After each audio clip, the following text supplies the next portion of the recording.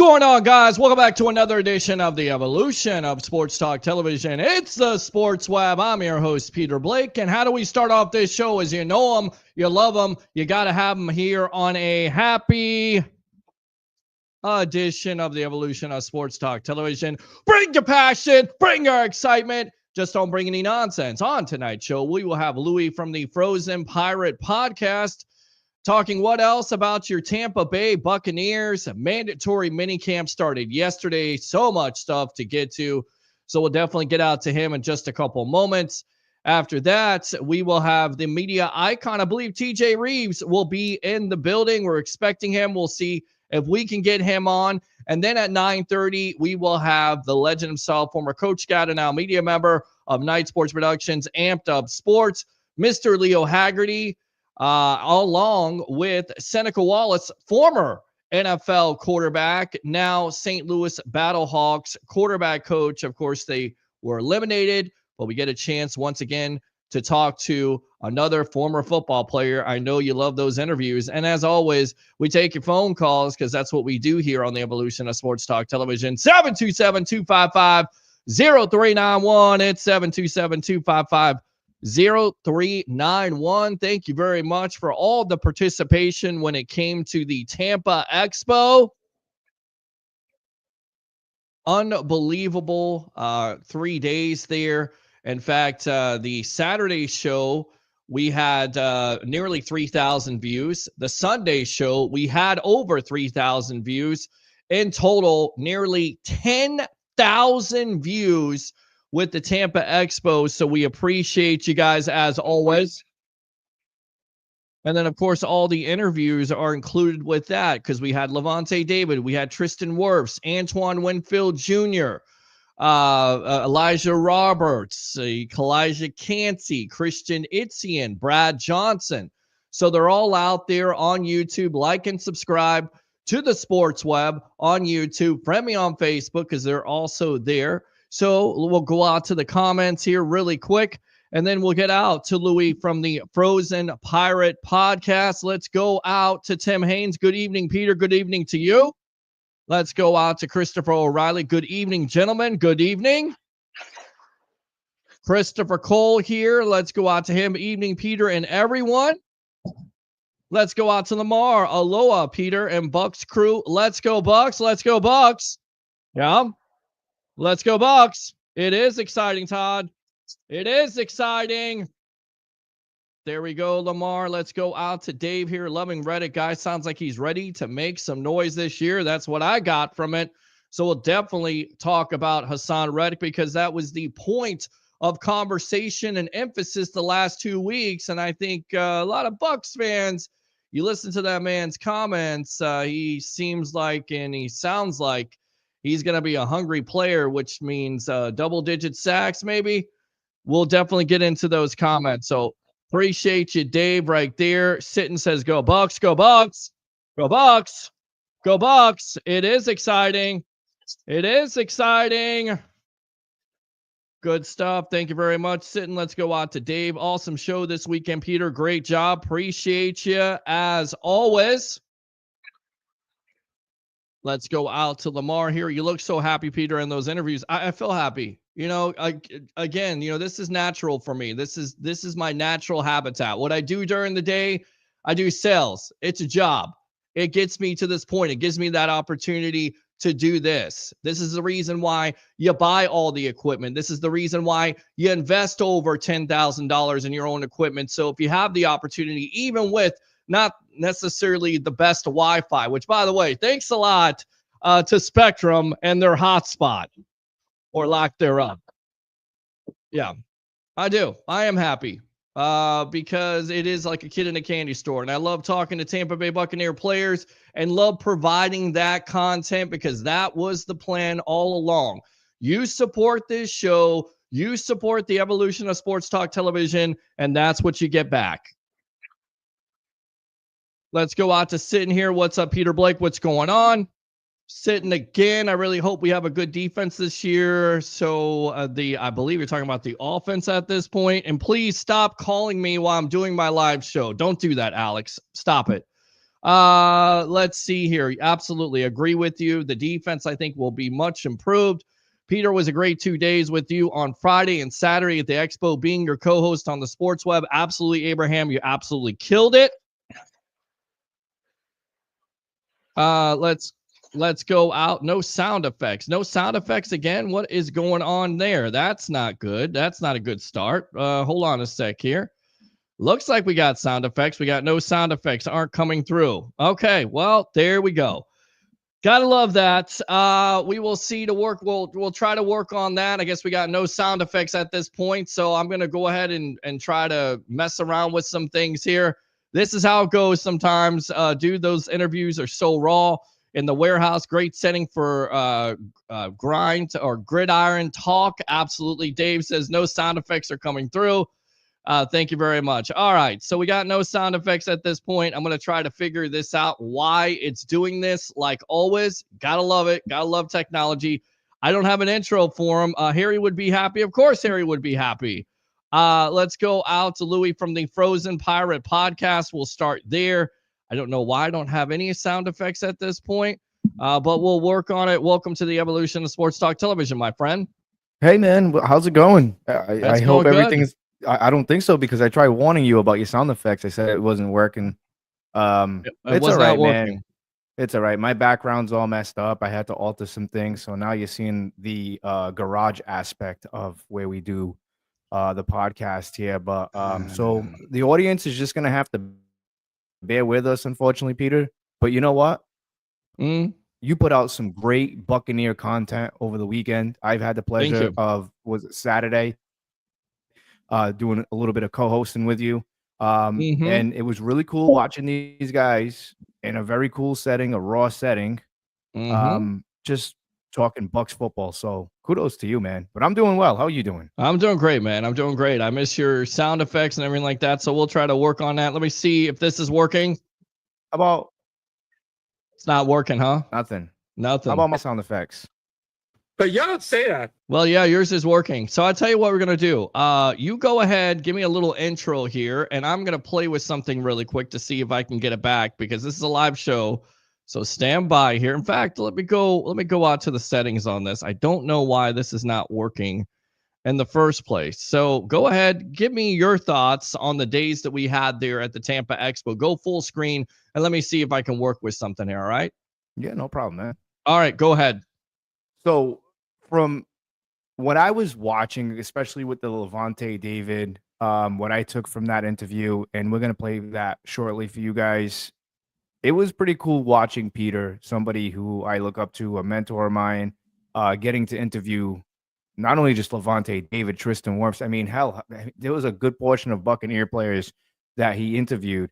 And you guys got to go out and go check that out. If you guys haven't checked that out yet, go on the Sports Web page and, you know, go right through the YouTubes and wherever you listen to the Sports Web, go check it out, man, because it was really cool to watch you, Peter, in that setting. And like the comments were saying, a kid in a candy shop, man. You got to pick these guys' brains and see and go into depth detail where they're at mentally, physically, just everything. Especially there it is. We got the sound effects now, bud.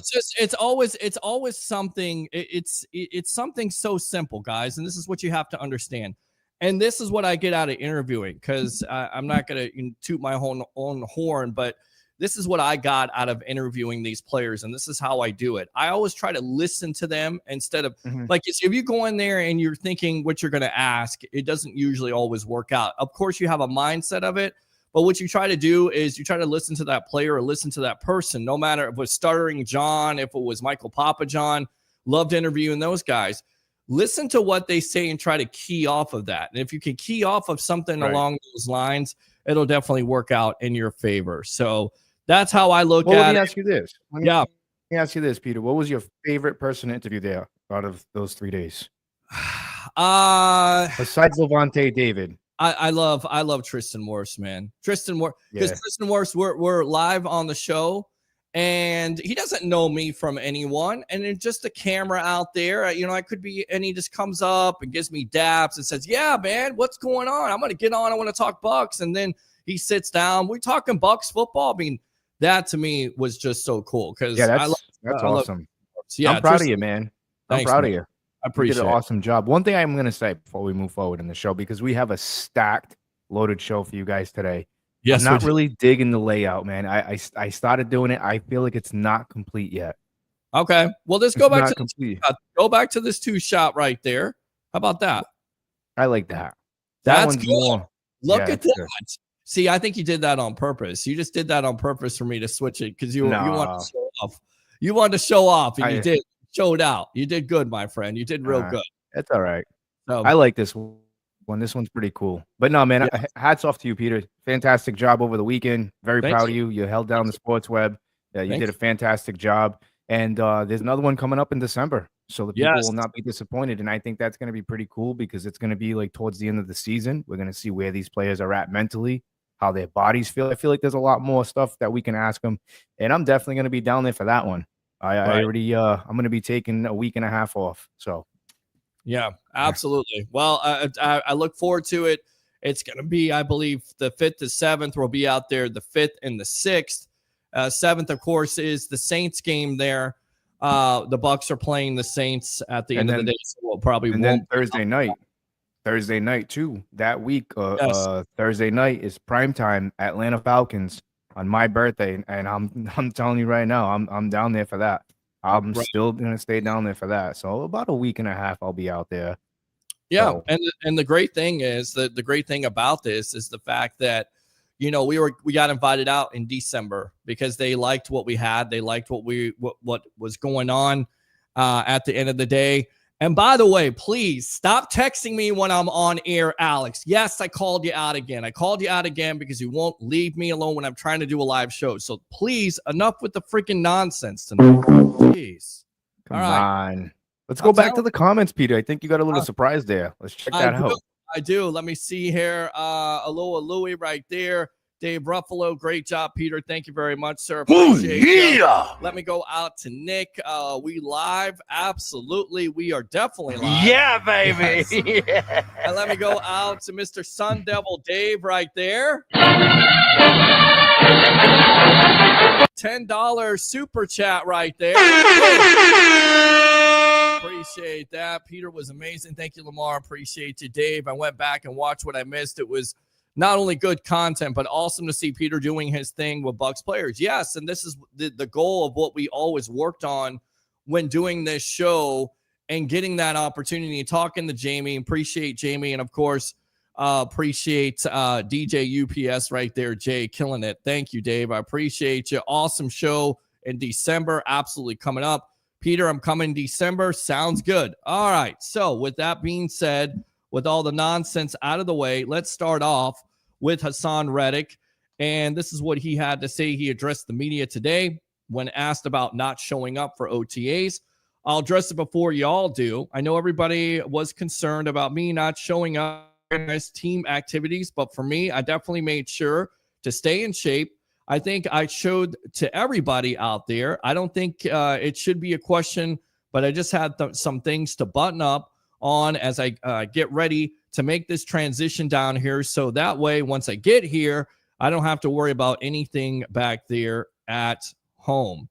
I know how important it is to stay in shape during this time. And you could see basically Reddick, man, he looks good in his workouts. Looks good. Camp. Good. I think all the doubts at that point have been put aside now that this guy is hungry. He's willing to earn it. He wants to earn a new contract, and he definitely wants to help this Bucs defense be that answer when it comes to double-digit sack. You got a double-digit sacker. It certainly seems like you got one now with a guy who's done it in the league with the 59 sacks, right?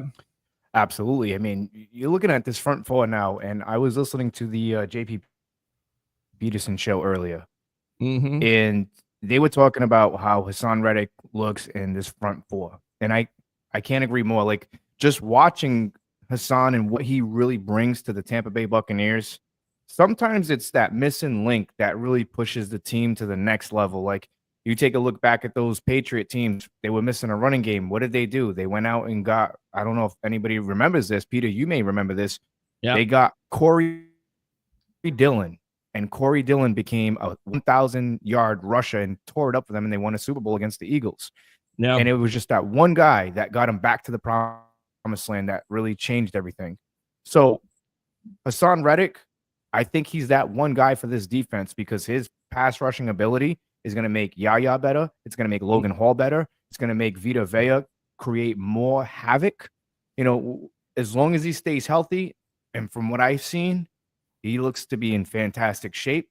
And now I want to hear the Buccaneer fans that were, overreacting. Where are you at now? He showed up. Right. Where are you at now? Mandatory minicamp. He was there. He looks great. That front four looks great. So.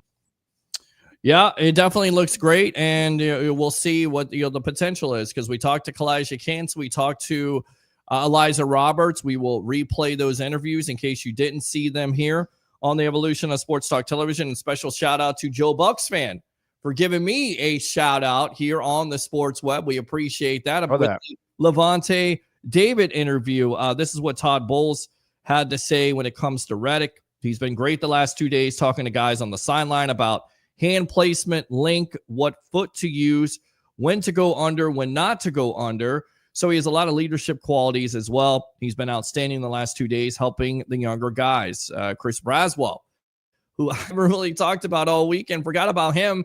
He's a second-round pick out of Alabama. He is an opportunity to really step up, and already he's saying that he's benefiting from Reddick's, mentorship, I guess, or the invaluable experience that a lot of Bucs fans don't look at. They look at the contract, but you don't look at the fact that this guy has done it. He's a vet. Again, 59 sacks, double-digit sacker throughout his career, and you're going to be able to teach these young guys and get the most out of these young guys. You can't put a price on that, Louie. You cannot. No. And by the way, let me go ahead and get this on here because we missed that. What do you hear? What do you say? There you go, right there. There's what I'm talking about. Now the sound effects are back. All right, let's go out to Eric Fax. Oh, yeah. Eric again, what's up, boys? What's going on? Last check. What's going on, Eric? Rays fans out there. The Rays were losing to the Red Sox 2-1, so we will keep you up to date on that situation. Hopefully they can take the series, and Reddick is that dude. I mean, I agree with you, and already you're hearing from Todd Bowles. You're hearing from Reddick. And I like the fact that he came out to the media today and said, listen, this is what it is. This is the reason for it. I am committed to the Tampa Bay Buccaneers. I'm going forward with this. This is what you like to see, in my opinion. Yeah, at least he was honest with the media. You can't knock him for that, Peter. He was honest. And it's not just, it wasn't just him. Mike wasn't here neither. A lot of these guys, and honestly, I'll go ahead and say it. Myself, if I was a professional athlete and I lived out of state, and I played, for a team, but I kind of wanted to stay close to home, I wouldn't go to those voluntary mini camps, especially if I was that type of caliber of Mike Evans or Hasson Reddick. This guy is plenty rested. He didn't play all of last year, unfortunately, but he's rested. He has no injuries that we know of, and he took care of his body. And if I was a football player, I'd probably do the same thing. And then when it came down to mandatory stuff, that's different. But again, I'm going to keep beating that drum, Peter. I'm going to keep saying it. He didn't really, a lot of people are like, oh, he had to be he has to learn the scheme. He's rushing a quarterback. Yeah. Okay. That's what his job is, to rush a quarterback. He doesn't need to call out plays. He doesn't need to call out. He's not Lavonte David. That's Lavonte's job. Right. He is just the edge rusher. Yeah. That's it. I could see if it was like, a quarterback or a new inside linebacker, like I could understand that. But an edge rusher, no. All right, open phone lines. If you have some thoughts about Reddick, now you calm down. What do you thought about the OT? I shouldn't say OT. I guess they're mandatory minicamp the last couple of days. 727-255-0391 at 727-255-0391. Carl says Super Bowl champions this year. It's our year. I don't see why it can't happen with this team. And I know people go, well, it's crazy. There's only one thing that holds me back from this statement, though. Okay, and what is that? Baker needs to stay healthy because I don't see on this team, when Brad Johnson was here, Yes. I don't see a Rob Johnson style. Remember Rob Johnson, who kind of did enough to win the games? Can Kyle Trask do that? That's Yes. my only concern, because I do think this year, and I don't want to put the bad juju out there, Peter, but I think there's going to be a game where we're going to see Baker. Baker might miss a game or two, and I'm not trying to put negativity out there, but this team, I feel like it'd be in their best interest to go out there and explore before training camp another quarterback. I know there's a couple of guys that they're really high on, but you need somebody in here with experience. I can't believe I'm going to say this, but let's just say if Jameis Winston got cut by the Giants, because that quarterback room, I know, but I'm just saying you want somebody in there that has kind of somewhat chemistry with Mike and Chris. You know what I'm saying? Just for a game or two. You know what I'm saying? That's just my opinion. I'm not saying I want Jameis Winston back. That's not what I'm saying. But you do need to bring in a more qualified backup. I think it's just because I haven't seen Kyle Trask play enough. So I don't really know what he's got. But I think that's the only thing, because this offensive line, it's proven, it's a fact. Any offensive line that plays together with for about 5 years or so tends to win the Super Bowl. So yeah. All right, so we'll have the media icon, Mr. TJ Rives of the Buccaneer Radio Network, on with us at 9 o'clock. We will have Leo Haggerty at 9:30 along with Seneca Wallace, and we'll take your phone calls and comments. Let's go out to the phone. I started in the comment section, Peter. I love it. I started in the comment section. I absolutely love it. Let's go out to Mr. Abraham. Abraham, welcome to the Evolution, my friend. Hey guys, what's up? I'm doing good, man. It's a Wednesday night. We get a chance to do the sports web. We're gonna replay all these interviews. I mean, I don't see how you can go wrong. Yeah, I mean, I think it was great. Being able to get all those guys. I mean, yes. Then it was like, your guys, your boy Dave and my guy Murray they want to get in on the thing. But I'm like, with Gruden, I'm like, love it. Yeah, well, we were trying to get Gruden. We didn't get Gruden. We didn't get Bucky because Bucky was, signing everything. So we understand that. And then I tried my best with Bucky. I mean, the thing is, it's just, hey, things happen. Louie. Kalijah gave us a slip because I guess he was with family. I'm not Kalijah, I mean Desmond Watson. Yeah. So, listen, the funniest thing for me was, and I got to go back to this, is these three guys are in the back. Gruden is walking by, and they are absolutely trying to get Gruden on the sports web, and they're pointing to me, and I'm looking, and I'm seeing Gruden, and they're like ready to do this. Like, they're absolutely trying to promote the sports web, trying to get them on there. So you guys did everything you were supposed to do. I think he had something. He had something to attend to, because I heard he didn't even get a chance to finish up his signings. No, I talked to Gruden, and then he said he's tired. He looked at me, he's tired because Murray ran behind him so he could get a picture, because he heard I was chatting out with Gruden in the bathroom.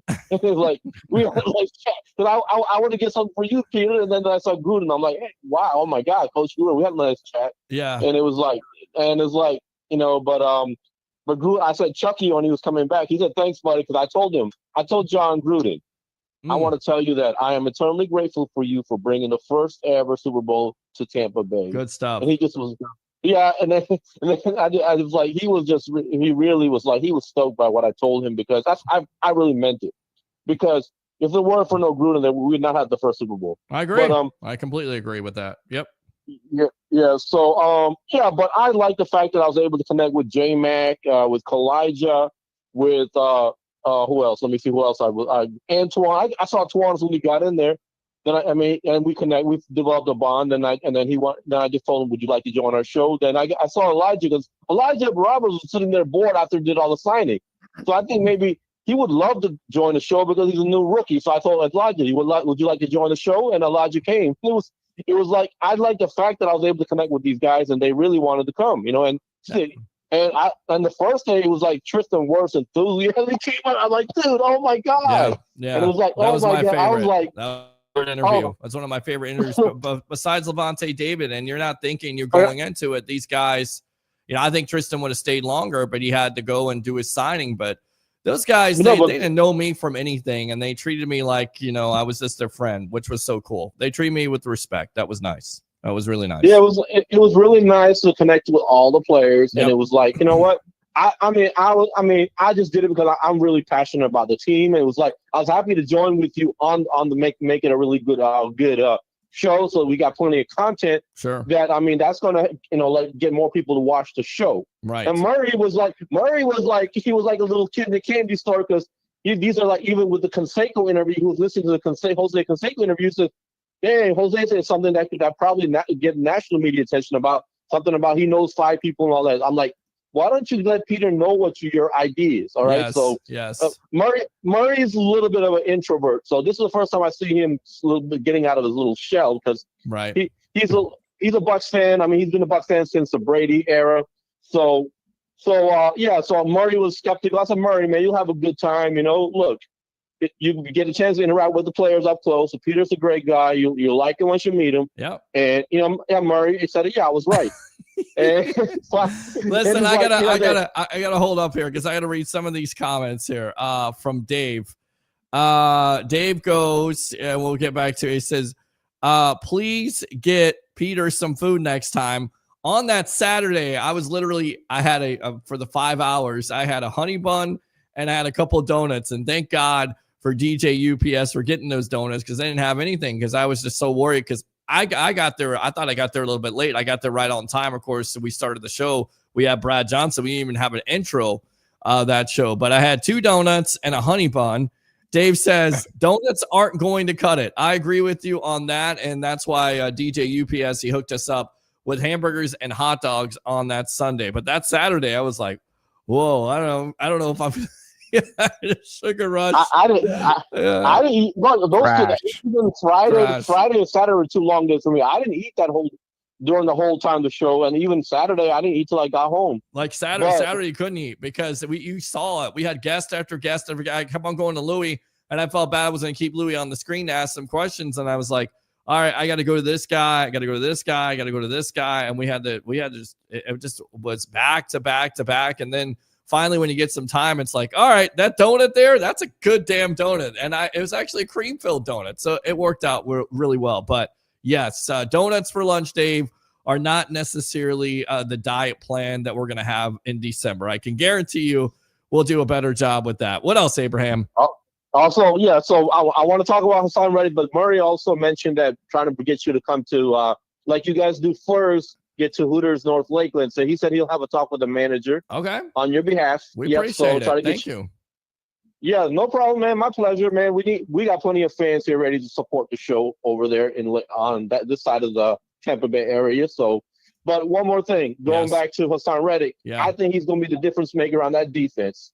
I think it's going to have that similar effect that JPP had because JPP held everybody accountable. He was the leader. Because you know what? When he spoke, everybody listened. He said, well, y'all quitting, man. Give it everything you got. Give it like that talk. And then the nastiness also is there with Hasson Reddick, that nastiness in him. Yeah. I don't see that. As much as I like Vita Vea, I don't see that nastiness in Dominican Sue had. It's not rubbing off on Vita.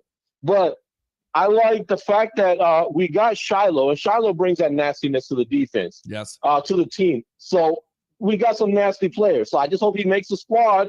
Because I think he can be a key asset. He can play like a Dion Buchanan, similar like a money backer role. Play safety, a hybrid safety linebacker role, so that gives a defense an extra linebacker / safety on the field on certain packages. And he can line up a nickel, get closer to the line because he's pretty good at pressuring the quarterback. He's good at stopping the ball carrier. Yep. And so he can do different things. I'm really excited about what kind of defenses Bowles is going to dial up because he's got the personnel to execute the kind of defense he wants to execute. I agree. And he even talked about that, Abraham and Louie, how he had a need. He wanted a need to rush from 4. He doesn't want to use the blitz all the time. He wants to go back to using 4, getting to the quarterback. That's the key. And I definitely think you'll be able to do that with Reddick. Here's the thing that I love. Between plays, Reddick has served as a mentor to some of the Bucs' young pass rushers, such as Yaya Diaby and Chris Braswell, the second-round pick from Alabama. That, again, you cannot put a price on that is invaluable in itself, Louie. No, I mean, you're right. You can't. I mean, like I said, this team, the biggest like problem for this team was edge rusher, and now we got one, and now there's no excuses, and that brings me to Todd Bowles.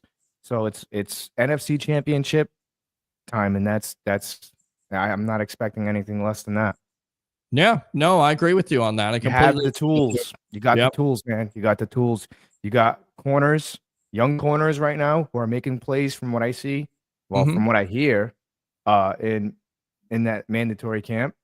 You have young, probably future starter wide receiver one in Emeka Ibuka, because I'm hearing great things about him, and I've seen his tape. Looks great. Yeah. We had a discussion not too long ago, Peter, about wide receiver 3. This guy might not be wide receiver 3. He might be wide receiver 2 come September. Don't give it away. I know. We're not going to give it away. But I'm just saying, overall, with Todd Bowles, there's no more. It's time. To me, it's NFC Championship game or bust. And again, Hasson Reddick being here is the difference maker. So we'll see. Double-digit sacks? I think so. He said he's motivated this season, but not for the type of stuff like regaining his reputation. He doesn't care what people think about him. He's only worried about being in a great place. That's in care of a Pewter Report. That's what you want to hear at the end of the day. Abraham, anything else here on the evolution, my friend? Oh, yeah. Did you talk to Christian Izzian? I thought I brought him to you. I did. I did talk to Christian Izzian, and we'll try to get his interview on in just a little bit. We're going to go and play these interviews, if you will. Yeah, one more thing. I talked to Antoine. There we go. That's the next guest. Hold on. There we go. All right. Let me go jump back. The gun, Peter. Jump the gun. There you go. I jumped it. All right, go ahead. So I talked to Antoine Winfield Jr. about Shiloh. He said, I told him you should be mentoring Shiloh, man. I see a lot of dog in him. I said, hey, Shiloh's a great kid. I mean, he brings it every practice. Yeah. And so I'm looking forward to what they're going to do with him on that defense, because I just feel like since Jordan Whitehead is no longer available, that hard-hitting safety, I don't think the team has that since he's no longer on the team. Since he left the team. And Jordan evolved as a player. I mean, starting out, he was only good at certain, making that downhill running tackles, for ball carriers. But then as he got better at better coaching from Bowles and Rapone, he became better. Then when it's the Jets, he developed some coverage ability. Unfortunately, last year he got hurt, and then he got that accident. So hopefully Shiloh can fill in that Jordan Whitehead role for the team, So that's all. All right, you guys. All right. Well, I think it's more Tyke Smith, but we'll see. Good stuff, Abraham. Use that second call if you want to, my friend. All right. All right. Later. All right. Later. Good stuff. Later, man. 727-255-0391. It's 727-255-0391. Let's continue to read some of these comments here. Is Walker hurt? They said he's staying during OTAs and minicamp. I believe you're talking about David Walker at this point. I believe he's a little bit shaken up. Hello, Peter and Louie. Go Bucs. Go Bucs. Go Bucs. Go Bucs. Wait up, little boy. Wait up. Bucs. There we go right there. I know you can hear the sound effects now. I can hear them. They're blasting me out. Winston is much better than Trask. Again, they really like Trask, so we'll see if they address that, but I doubt it. We still don't know what Trask is. He's not played enough, but he does know the system. Drake says, is Trask ever going to get a shot? I don't know. I mean, I think it depends on it. Baker, man. It hurts. You got Baker. Please get Peter some food next time. I love that. That's so funny. Bucs like Trask. Realtor David Zuzman. Winston never had a stellar offensive line. He did turn the ball over a lot, but he was always able to make big throws and get into the scoreboard. Winston is a good quarterback, one of the best backups in the National Football League. Don't see it happening here in Tampa. I think those days are done. Gruden was at the Tampa Bay Animal Place all day before coming to the fairgrounds. There you go, Christopher Cole. What's the dates on the December show? I want to make plans to come from North Carolina. It would be great, Dave, to get you on the evolution of Sports Talk Television. I believe it is going to be December 5th to 7th, but we're not going to be out there the 7th because that's a Sunday. And of course, the Bucs play the Saints. So we'll be out there the 5th and the 6th, Friday and Saturday. So hopefully we can get a chance to meet you there. David Zuzman says, I'm still skeptical about Reddick. He was asked today about having something to prove. He got really defensive and said has nothing to prove. The kind of thing you hear from a player has more ego than actually play left. I don't know about that. Do the Bucs look at Alexander 1-year deal to go all in this year? I do not think so because he can't stay healthy.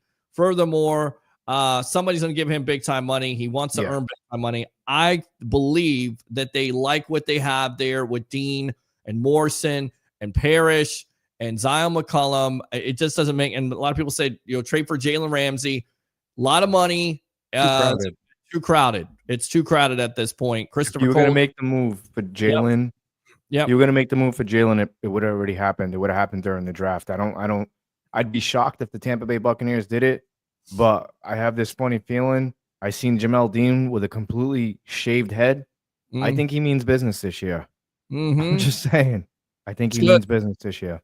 And of course, we got turnbuckle talk. There's somebody else that cut their hair. Mr. Ron Killings used to be. Oh wow, yeah, we got to talk about that, man. That was wild, huh? He means business too, but maybe shaving your head, cutting your hair. That's what it means. Dean got a pick today. Got to play the Powerball tonight. And Lamar says, I think that Shiloh will end up on special teams eventually. Burst out on that. Realtor David Zuzman, I heard defense made 3 picks today. Correct.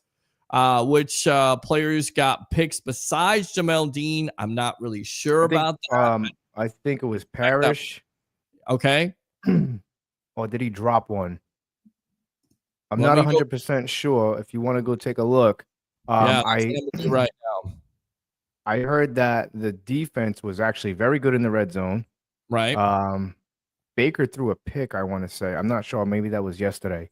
But I mean, overall, just to hear anything good with the defense is a good sign. Like they're making plays, that's a good sign. Right. So, well, we'll see. let me just check here really quick on who got the picks. Let's see who is texting me. Well, it's good. It's good to know that Jamel Dean finally got one. Maybe this is the confidence that he needs. Maybe this is because again, actually. You know what, Pete? I wanted to go back to a comment here that I seen something about. Sure, go to it. Where is it? Well, with Hasson Reddick, that's what it comes down to. That's what he's talking about. Yeah. Yeah. I can't see here because there's so many people interacting. All right. Well, that's good. That's a good thing. That is very good. It's a really good point. Oh, right here. So I am still skeptical about Reddick. What is it that you're skeptical about? I mean, he showed up, he looks good, he's doing fantastic from what people that are there that are talking about him. So I'm kind of curious what it is that you're skeptical about. Because like I said, I think this guy is gonna play his ass off this year. He's playing for a contract too. I've come to learn something about football, Peter. And that is, you have to think, and I learned this when Liam Cullen left. I want you to save that thought because I got it. I got the information. This is an computer report here. Of course, Jamel Dean, we talked about that. Undrafted free agent Roman Parody. Okay. And was covering first-round pick Emeka Egbuka. Ran a route to the right sideline, won't cover him well. Parody stepped in front of the throw by Mayfield and took it easily to the house. Nobody even remotely around him. And then the third interception being Zion McCollum. Jalen McMillan had a bounce back day, so I guess he had a rough day. Again, I get it. It's the start of football, man. Yeah, the players are going to show out. We talked to Jalen also with the Elijah Roberts interview. So we'll get to that in just a moment. That was good for him to have that time. And I think it was interesting what he had to say, what the difference was between the first half and the second half for his play last year with the Bucs. All right. So Dave says Egbuka's looking really smooth from the clips I've seen.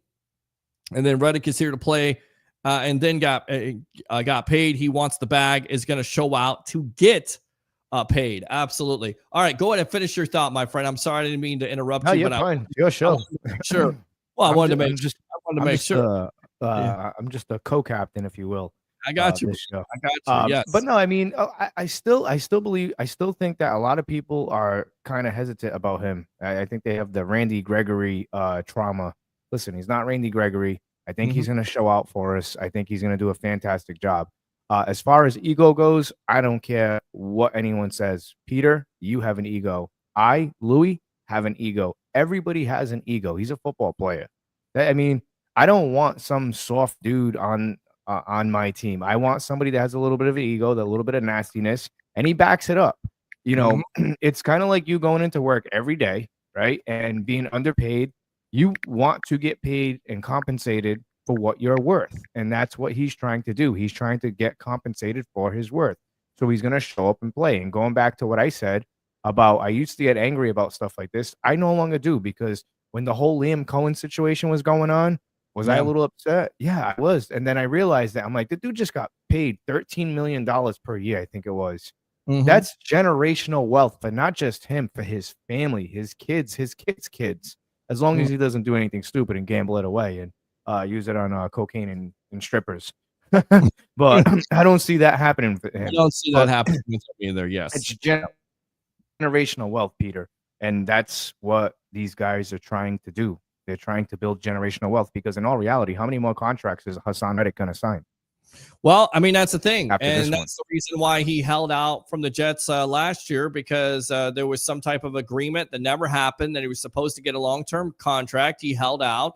It ruined his timing, of course. He didn't come in motivated. This guy's motivated because he knows, first and foremost, the Tampa Bay Buccaneers are an organization that's not an afterthought anymore, ladies and gentlemen. The people want to come here. The reason for that is you look at the players they've been able to re-sign, Baker Mayfield, Mike Evans. Both of those players could have went somewhere else for more money. But once again, it comes down to Jason Light. It comes down to this organization believing in those players. And then furthermore, what you learned from Chris Godwin, it wasn't $20 million. It was actually $30 million. 30. I said that. I said it was about $30 million that he turned down from the Patriots. He turned that down because he wanted to be here. So Hasson Reddick comes into this organization and he says, you know what? Baker Mayfield was a one-year contract. Prove yourself, right? 1 year, $4 million. He proved himself. He got the bag. Mike Evans, he could have got more money. He comes back because why? He wants to play with Baker Mayfield. He wants to continue to play with this organization. His wife needs to have those flowers.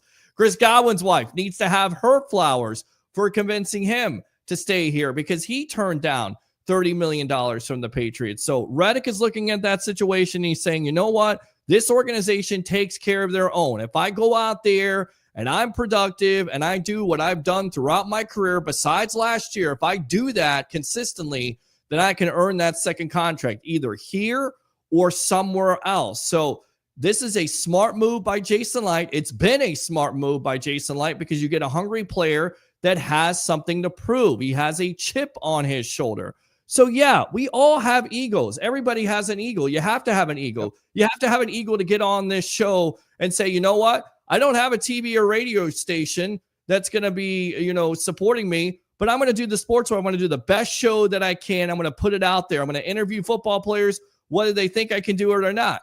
You have to do your own show. Hasson Reddick has to have that ego also, because but he should have that ego, because he's done it throughout his career. And now the Bucs have a player that not only is so motivated that's going to help this defense out, but he may earn a second contract, or he's going to teach those young players like a Yaya Diaby, a Chris Braswell, or some of the kids they drafted in this draft this year to possibly take his place. And again, that's invaluable experience when it comes down to it. Open phone line 727-255-0391. It's 727-255-0391. David Zuzman says, I didn't like his demeanor. He was asked about having something to prove. He's got really defensive there. He said he had nothing to prove for me. It's just the wrong attitude. He knows he has something to prove. He doesn't care about what anybody thinks about what happened with the Jets, because it's been talked about ad nauseum. Is it a bad optic? Yeah, it's a bad optic of what happened. But guess what? Yeah, but look at the Jets, Peter. Right. Look at the Jets. Look at that organization. Excuse my French. They're a cheese dick Bob franchise. No, don't do that. Don't curse. Don't curse about the Jets. We'll just do this. That's what we'll do, right? They're terrible. They're terrible. That first of all, Peter, I curse about the Jets because anybody who lets their kid run a franchise based off Madden rankings, you're delusional. Like you sell the team. Imagine that. Imagine that. That's why I say what I say. I don't normally do that about other franchises. Like the Browns, I say other things. I actually feel pity for the Browns. But you know, we're just going to say this when it comes to the Jets. We're not going to curse tonight about the Jets. We're just going to say just end the season when it comes to the New York Jets. All right. Move them out of New York. I don't know. The way they handled that situation last year with Aaron Rodgers was despicable. Okay. Once they knew that he was a cancer to that locker room, ownership should have let him go. You should have cut him loose. But I get it. They feel like, you know what, Rodgers has our best chances to win. And you know what? I want to apologize. I want to retract my statement that I made about the Jets because you know what?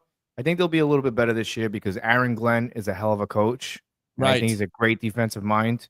And he did fantastic with the Lions. So, you know, that kind of spaced my mind. So I think he's going to get in there.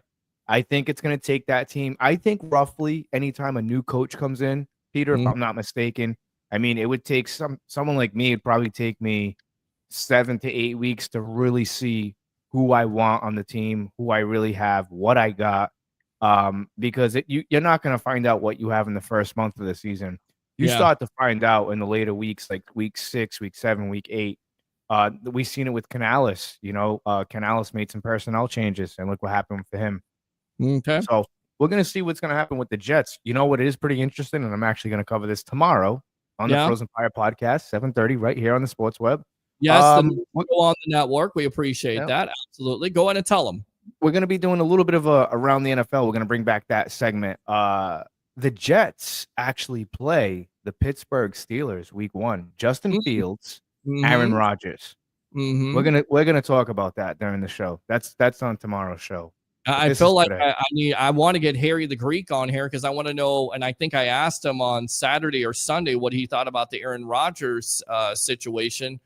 And look, I think I look at it like Rodgers to me, I think he's seen his best days. But if anybody out there is going to be able to get anything from him, it is going to be Mike Tomlin because he gets the most out of his players. He's done it time in and time out. Rodgers still has some talent. And most likely, he's a lot better quarterback than anything they've had there in a while. Just my opinion. Agree. I thought you were gonna go. I thought you were gonna go off, Peter. That's why I gave you the single shot because the last rant you had was fantastic. Thank you. But look, it's gonna be an interesting game. I'm actually curious to see how the Steelers are gonna end up. I don't think it's gonna be all bad like what people think. I think Mike Tomlin, he's brought the Steelers to the playoffs with lesser quarterbacks. And you know what I'm saying? Every year they're in it. They're always in it every year. And I honestly, in my opinion, I'm very curious to see how they come out. I think they maybe start off a little bit slow, but maybe they start to turn it on. That AFC North is not a friendly division.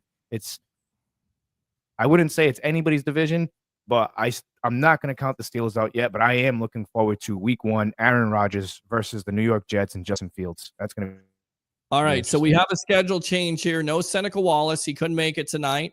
So we'll try to get him on Monday. We'll also, I believe Leo will be coming on at 9:30. We'll see. If it's not, then it's fluid. It's always fluid on this show, of course. But that's the breaking news there. We have the media icon coming on with us here at 9 o'clock, Mr. TJ Rives of the Buccaneer Radio Network. Let's see here. There you go. TJ is doing we got a little special treat tonight. Top 10 in Tampa Bay Buccaneer history from his opinion. So you can chime in on this, but this is TJ Rives, the sideline reporter for the Tampa Bay Buccaneers, on with us talking about the top 10 Bucs of all time. So that's good stuff here on the I don't know what you guys want. I mean, do you want interviews with football players? I mean, some of you guys said tough though. Top 10, you got to limit to a top 10. Right. You're like, oh, I can't believe you're going to interview this guy, interview that. Yeah, that's what we do here. That's what we do for you. We try to not only get football players on, but of course, media celebrities, and we call him the media icon, Mr. Sideline reporter of the Tampa Bay Buccaneers. All right, I'm looking at it right now. Listen, look at this. I love this. Oh, This is coming in on the private chat, so I can see some of this stuff right now. This is great. Look at it. I'm definitely not going to ruin it, TJ Rives. All right, so let's continue to read these comments, and then we will get out to him in just a couple moments here. Dave says, what about Godwin turning down $30 million? Crazy the Bucs are a destination. Yeah, I mean, and that's the question I asked Levante David. You know, it's gone from an afterthought of, with the alarm clock uniforms, which are god awful, which are absolutely terrible. No. And just some bad years of losing. Even before that, even before the 2000s, after before the Super Bowl there, you have, some of the 70s there, first couple years. Then you have the 80s, which are absolutely horrible. You get to a point in 96 when Tony Dungy, comes in, and then 97, you're a playoff team. But before that, it was just terrible. It was terrible. They didn't go after anybody. It was an afterthought. So that has been the evolution of this organization. TJ's got me writing down my top 10 now. Now I got to think about that. That's a tough one, man. That's tough. Yeah. It's good stuff, right? Yeah, that's tough. Yeah. You guys been around. I'm not calling you guys old or anything, but you guys been around a lot longer than I have. So, wow, it's easy, but it's tough. You guys. This is interesting. Yeah, this is interesting. This is going to be interesting. I'm looking at it. This is what he thinks. This isn't bad. Wow. And I tend to agree with some of this, most of this, actually, to tell you the truth. And again, I go back to one of these players. Just amazing. I won't give it away. All right. It's an impressive list. I'll give him that. Yes, it is. All right. The Jets suck. Yeah. Christopher Cole, Bucs and their wives hang out and play trivia and board games and talk. And yes, should be sent their flowers because they got both of their wide receiver husbands back in the fold for the Tampa Bay Buccaneers, as I say on this show. And again, the disclaimer has been put out there. I'm not married, never been married before. Probably need to work on that aspect of my life, but happy wife, happy life. We shut up and be quiet, Louie. Nurse Aubrey hear that. There you go. Jets are, yes, they are. It's a clown show. They are. They can only get better. They did last year. Kyle, thank you very much for tuning in right there. If I had to make my NFL playoff prediction, I don't see the Steelers making it. This year will be the Steelers' year to deal with Aaron Rodgers' nonsense, and I don't think it's going to happen. I'm going to ask TJ Rives about this because I think the best opportunity for Aaron Rodgers to be successful is the fact of having a coach that's not going to put up with it. And if Aaron Rodgers gets out of control, Mike Tomlin will bench him, and that organization will cut him. No excuse for Rodgers. Good weapons, good D, good coach. DWG Sports Cards 330 did big. I think it's Des Watson you were asking about, lose weight. I don't know what the latest on him is. I know he lost 20 pounds. He still looks pretty big. He's hard to miss. Tell you what, let's go out to the media icon right now, Mr. TJ Rives of the Buccaneer Radio Network. What's going on, buddy? How you doing? Welcome to the Sports Web here on a Happy Hump Day edition with hey. 10. Yes. It's always good to be with you. First of all, thank you for having me. Second of all, good job on not ruining it. You're like a kid on Christmas morning. You're ready to open all the presents at once. Don't open them all at once. Take a little time here on this. Louie, the Frozen Pirate, I owe you a reply. Yes, I'm happy to come on with you at a later date. We are mutually kindred Buccaneer brothers from another mother, so I'm happy to come on with you down the road. I owe you a reply. I even told Peter, I said, get the word to you. I don't know if Peter followed up, but yes, I'm happy to come he on. did. So he did. I appreciate it big time, man. Believe me, I appreciate it. I love it. Okay, so first of all, don't apologize for how you do your show. It's your show. Yeah. I mean, I used to listen to the Fabulous Sports Babe, and she had the classic line back in the 1980s. You're listening to me and calling me. Go get your own show. That's what she would say to people on the air back in the 80s. And It was very difficult to go get your own show in the 80s. It's not as hard now in the modern with the internet. Yes. This is your world. We're visiting, Peter, here on the Sports Web. So if you want guests, if you want to get reaction, if you get the commenters, you take phone calls, it's your world. We're visiting. Yeah. The man apparently slept out at the fairgrounds all weekend. And am I to understand you did a 5+ hour show? Yes. 5. Yes. 5-hour show. 5. People, what do you want? The man was on for 5 hours on Saturday with all the different guests that you got on. Bravo. Thank you. But don't apologize for how you do what you do. Thank you. I appreciate that, media icon. And of course, you're one of my mentors. You're my mentor. I learned it from you. I listened to you a long time ago. I know. To do radio shows, and you do that 5-hour show, and you got to go back to it. And I'm starting out, and of course, I'm thinking I'm late because you get home from Friday night. You're just excited about interviewing Tristan Wirfs and of course Lavonte David. Amazing interviews. You get there a little bit late, and the first guy you come on with, you don't even do an intro. It's Brad Johnson in the background. Super Bowl winning quarterback. Yeah. And you got to go to it. You got to go as quick as possible. And it was great. And it was just guest after guest. And I told you, I had Jose Canseco on. And it's so funny because we were on with Jose, and then all of a sudden the power goes out. And I said to Jose, There you go again. There's the power. You took the power right back out. There it is. So let's talk about it. Of course, the top 10 list. Do we want to start there? Do we want to start? Okay, so we can talk about OTAs for a minute or two if you want. We can do that. If you I'm not ready that with well my enough top and you 10 want to yet. do I'm this, still thinking. if you want to do, whatever you want to do. It's your world. Yeah, I'm just visiting. If you want to do the top 10, we'll do the top 10, and we can play it up and in descending order. Yeah. Go with what I went with. Do you want to do that right away? Yeah, let's do that. Let's do that right away. Okay, so let me explain this. What the Buccaneers have done is they have enlisted probably a couple of dozen people. You want me to aim my camera down or up? Yeah, up a little bit. Up a little bit? Yeah, there we go. They have enlisted probably 24, maybe as many as 36 media members, people that have covered the team, etc. And they said to us, rank the top 50 players of all time for the 50th season of the Buccaneers.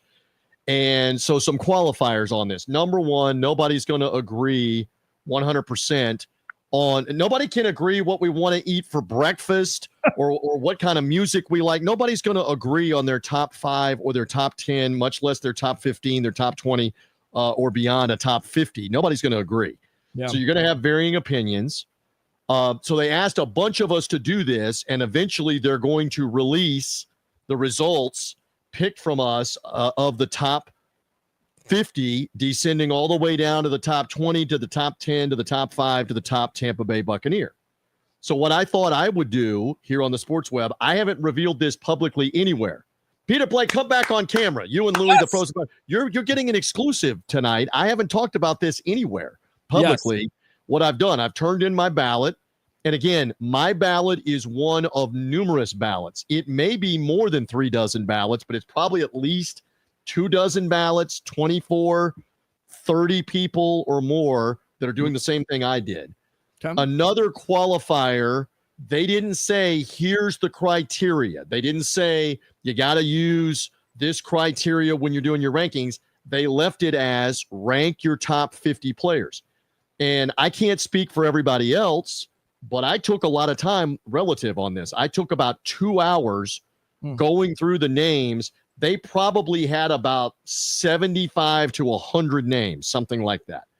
So what I did first is I immediately siphoned off like the 20 guys that I thought would be top 20. And then I really reviewed and looked at that and ranked. I don't know how everybody else will do it. I ranked from 20 down to 10 out of the 20 names. And then I went at it with myself on number 10, number 9, number 8, number 7, and then it got really interesting, as you guys are about to see here on the show, when you get to number 5, number 4, because Peter and Louie can see my list. Am I exaggerating that when you get down to number 6 or 5 to number 4 to number 3 to number 2 to number 1, it is not easy. No, how do you distinguish between these guys? So I'm setting all of this up so that you can get something out of how I did what I did. And again, I'm one person. I'm one person doing this. I'm not the be-all, end-all here. I just had a vote. So I thought I would share what I did here. And the top 10 may look very much like this, sort of like this, or not really like this. I have a feeling my top 5, it's going to be very close. It may not be in the exact order, but I think the top 5 will be. So do you want to begin? Let's begin it. At number so do you want to cut and paste? You want to put number 10 up there? Let's do it. Let's do it like a reveal. Cut and paste and stick it up there as a graphic. Why not? All right. So for number 10, cut and paste. Okay. I went with the all-world tackle of the current Tampa Bay Buccaneers, a man that you interviewed this past weekend. Number 10 on the TJ top 50 Buccaneers of the first 50 years is that guy, Tristan Wirfs. Beautiful. There you go. Okay, and I completely agree with you on that. And in fact, I think he actually has an opportunity to go up higher than that. And a lot of people would say, well, the greatest offensive lineman of all time at that point was Paul Gruber. And this guy not only has the opportunity, he's going to surpass Paul Gruber, but he also has the opportunity to be a Hall of Famer if he continues on that track. But Tristan Wirfs at number 10 makes lots of sense. And Louie, you got this in the back. I see you right there. So you're good. I'll go ahead and put it up, or you put it up. Which one? You want to put it up, or you want me to put it up? For which one? Yours or for the oh, I got it. All right. So Tristan Wirfs. Why Tristan Wirfs at number 10 for you, TJ? Again, all pro at right tackle right off the bat when drafted, all pro 2 different times at right tackle, and now all pro at left tackle in his 5th year of the league.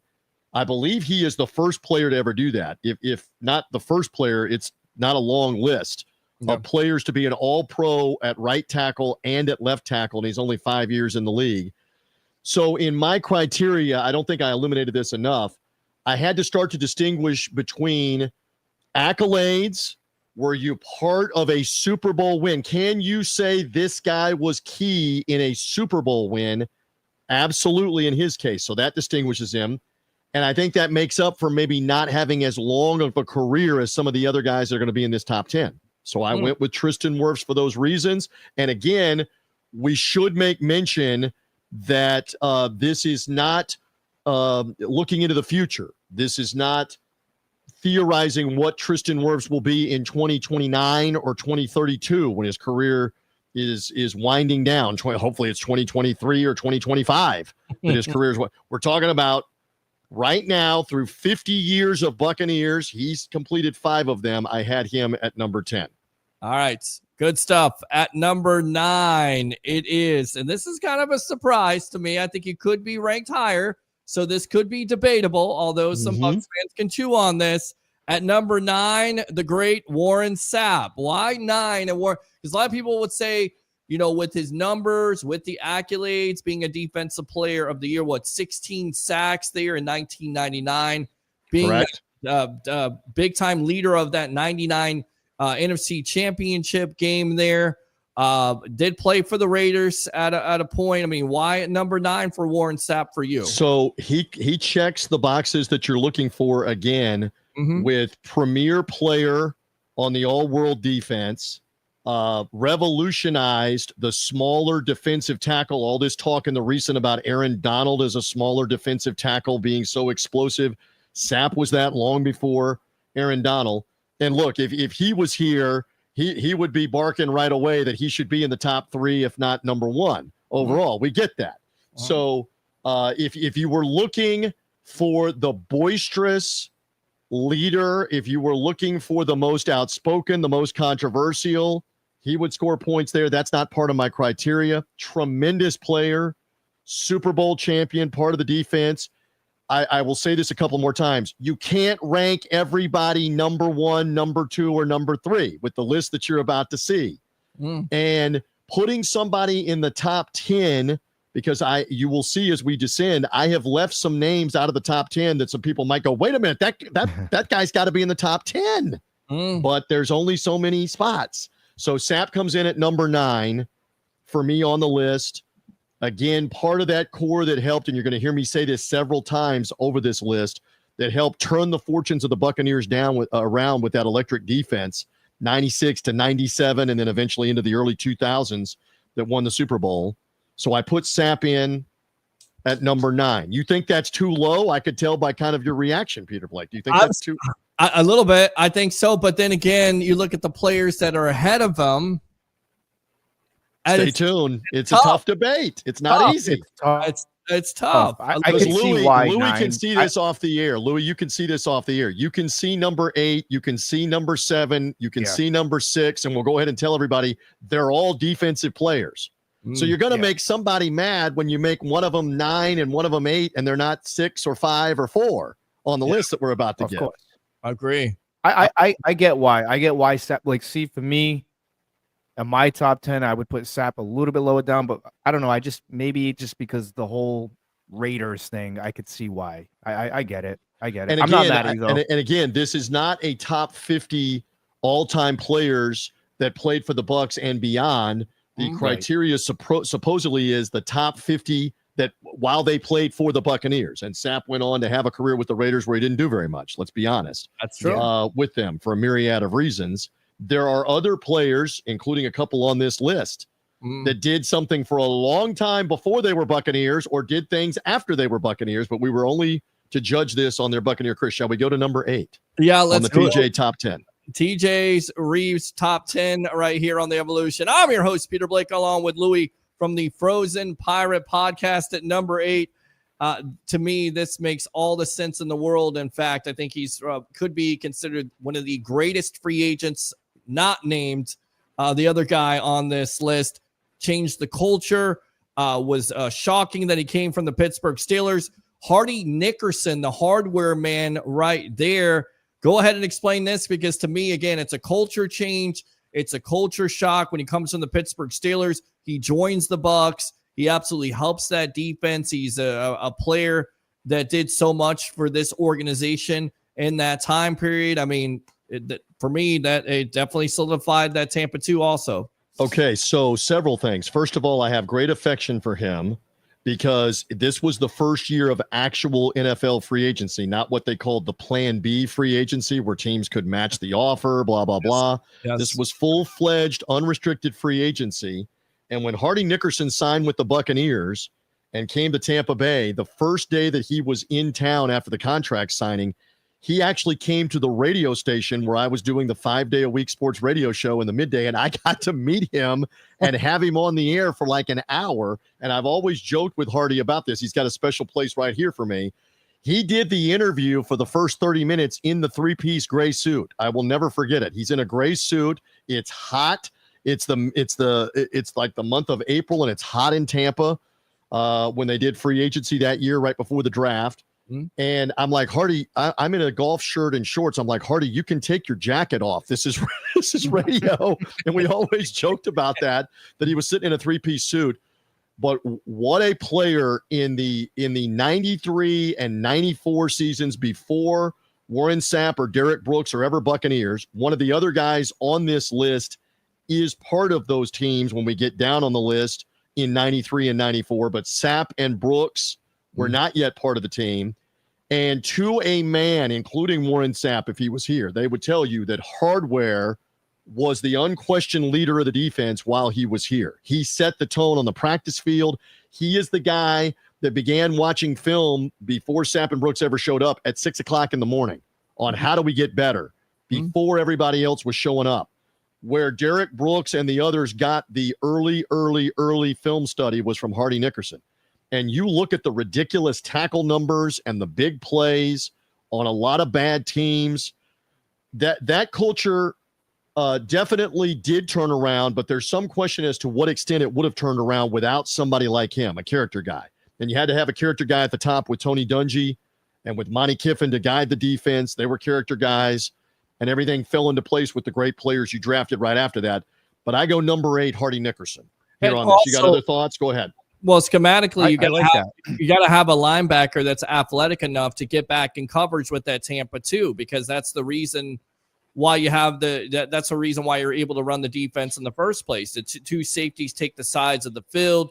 You cut off the deep play there. And then, of course, you've got to have the linebacker that's able to run with the tight end or able to run in the middle of that field. And that's exactly what Nickerson was able to do with his athleticism, with his instincts, with his IQ. He definitely solidified, in my opinion, that defense, Tampa 2, early on. And you're exactly right. You had to have that leadership. And somebody pointed it out, I believe it was Tristan, who, he absolutely helped Derek Brooks out. Yeah, that's the reason why. Yes, as a mentor.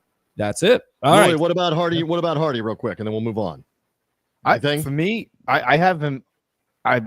My list, I have him at number 8 too. What he did for the Tampa Bay Buccaneers, in my opinion, and he really, for me, watching, because I became a Bucs fan in '95 when Brooks and Sapp got drafted. Because, like I said, I grew up in Massachusetts. I don't know if you know that, but I grew up in Massachusetts. Yeah, you said it before, right? Yeah, we were poor. We only had a rare chance to see rare chance to see the Buccaneers until they got decent and were on national TV a few times. Yeah, so like when they both got drafted to the Bucs, that's when I found out about Hardy Nickerson. But I did notice from the season before Brooks and Sapp, he played a certain way. But when I seen him with Sapp and Tony Dungy and all that, and Brooks, he was fast. He was just sideline to sideline, just. And it's still one of the jerseys I try to find to this day, a white creamsicle Hardy Nickerson jersey.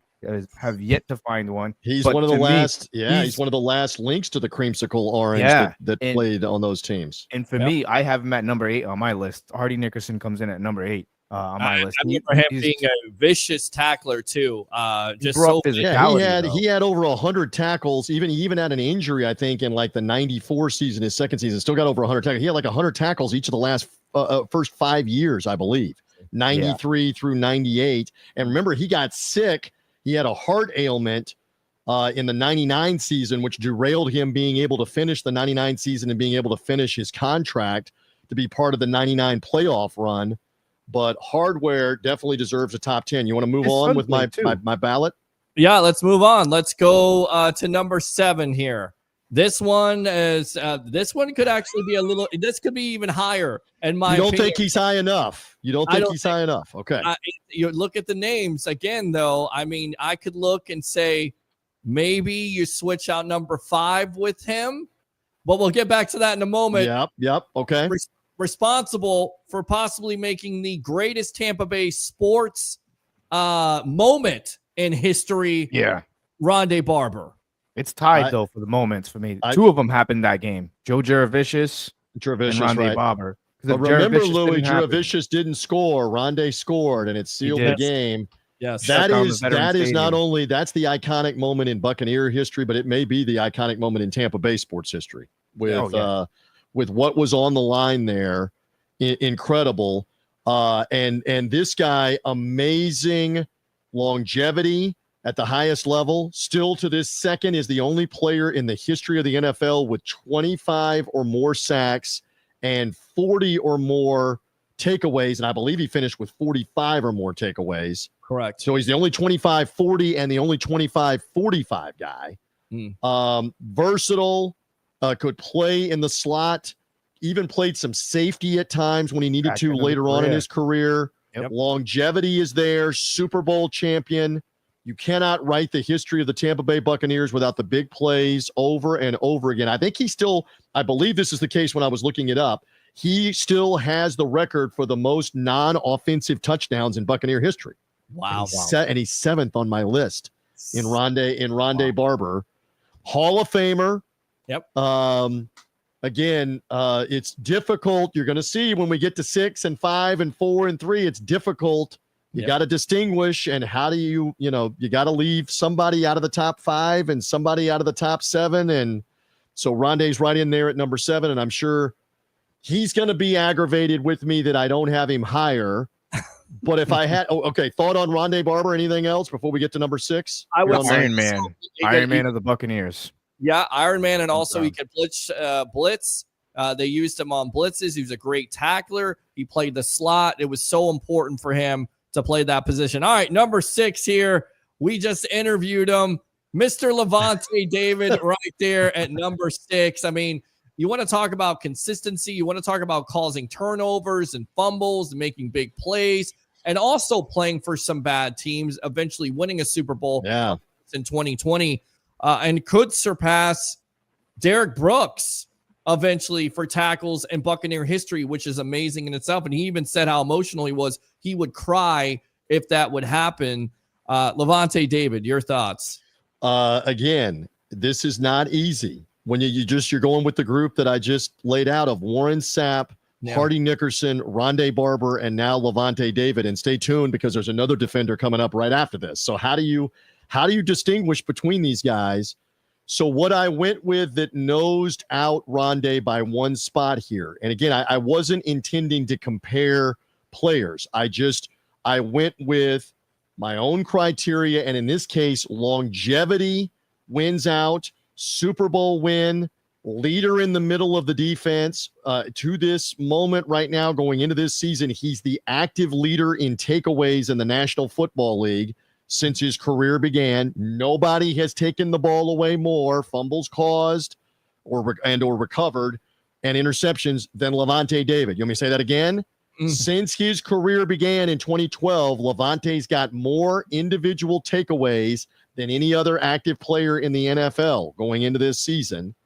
So he has had, I believe it's 11 100 tackle seasons, including one a year ago, continuing to play at a high level, tremendous in the playoff games as well throughout once he finally got there, the 2020s and the playoff games.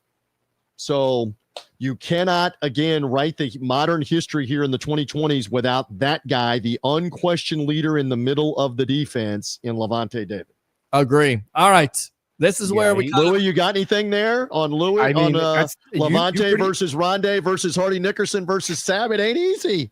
No, it's not. I mean, I had Lavonte. I mean, he's my I cracked him in the top 3 in my list just because. Wow. For me, Lavonte, he had 2012 on some really bad Buccaneer teams, and for me, what he's accomplished on the field, and for me too, it's the human off the field and how he carries himself as a Buccaneer. Just that he's very fiery in those games. You've seen him we were getting throttled on a Thursday night against the Falcons, and he was in tears, screaming, crying, flipping out.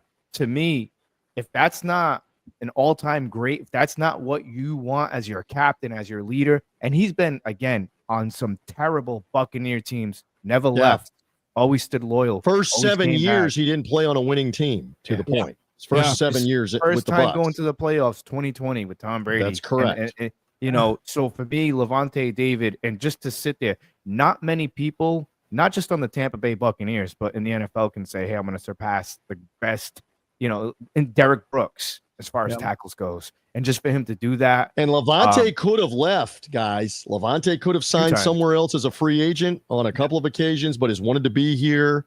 Wants to finish his career as a Buccaneer. And is this the final year, the final rodeo, the final ride? I'm not going to say that. TJ, I don't know. I always say about this, we never know when it's going to be Lavonte's last year because he's been taking so many deals, and team-friendly deals. Not many guys do that. That's why I say this year, guys, Buck fans, pay attention this year because this could be the last time you see 54 on the field for the Tampa Bay Buccaneers. And enjoy it. Peter, just chime in before we get to the top 5. Not easy on Sapp, Nickerson, Barber, David, and even the next guy we're about to talk about. How do you're not dissing anybody else. I don't think it's a tough call when you have to rank them. Yeah, it is a tough call, and Lavonte David still playing at a high level at this point. You could be right. It could be his last year, but I'll believe it when I see it. The guy's still playing. He must have picked up something from the TB12 method. Again, that's the Tom Brady effect right there on him and all the other players at this point, especially Mike Evans. So who is number 5 at this point? Now, this is where I would put Barber, but you do have a point. Mr. John Lynch manning the middle right there, one of the hardest hitting safeties, not named Ronnie Lott, knocked out his brother-in-law in Chicago. You come across the middle. Good luck to you if you're a wide receiver or tight end. Times. And then absolutely, he was a box safety, which means he would play the extra linebacking role to stop the run. John Lynch, this is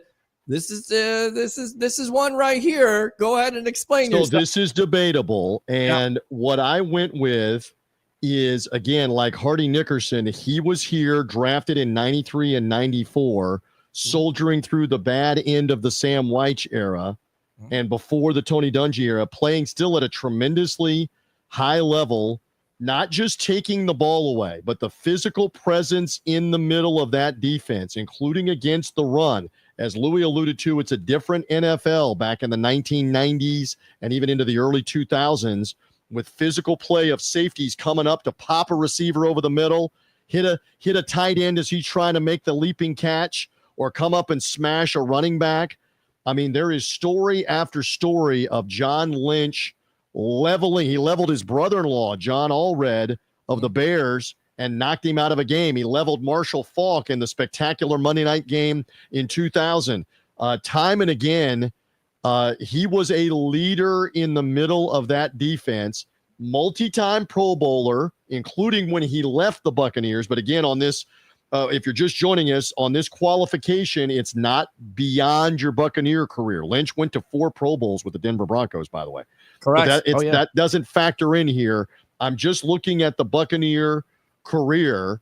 And again, not overwhelming interceptions, not overwhelming tackles, because, my Lord, if you're playing on a defense that has Hardy Nickerson and Derek Brooks through a lot of your career, you're not going to make a ton of tackles because they're going to make most of them. Yep.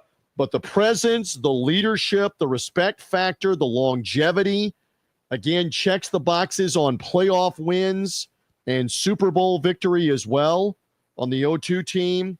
It's debatable. We love these debates. Maybe it should be Rondé. Maybe it should be Sapp higher. Maybe Lynch doesn't belong there, but I had him on number 5 on my list. Well, Louie, I know you want to go ahead and comment on John Lynch at number 5 here. I can't argue with that. I mean, to my generation, to all the younger guys out there that watch those YouTube clips of hardest hits, I guarantee you John Lynch is probably in there about 20 to 30% back in the old days. And guys like that, unfortunately, can't play in this league. The amount of penalties he would receive, the greatest show on turf, the St. Louis Rams at the time, guys like Torrey Holt and Isaac Bruce didn't really look forward to playing those games. You want to know why? Because Lynch would pop them. And different nobody time. really wanted to get, just a different time. It wasn't nothing about, hey, I want to hurt this guy. It was just, that's just the way John Lynch played. You mentioned Ronnie Lott in the middle of the 49er defenses that were known so much. I can't believe Joe Montana is 69 years old today, by the way. Oh, my God. Joe Montana is 69. But Ronnie Lott doesn't have overwhelming league-leading all-time statistics. But my God, you talk about leader in the back end of the 49ers defense for all those Super Bowls who would level anybody, would level a relative, just like John Lynch did, if it meant we get off the field on third down, whoever it was, against the run, against the pass. Yeah. This was kind of that same mindset.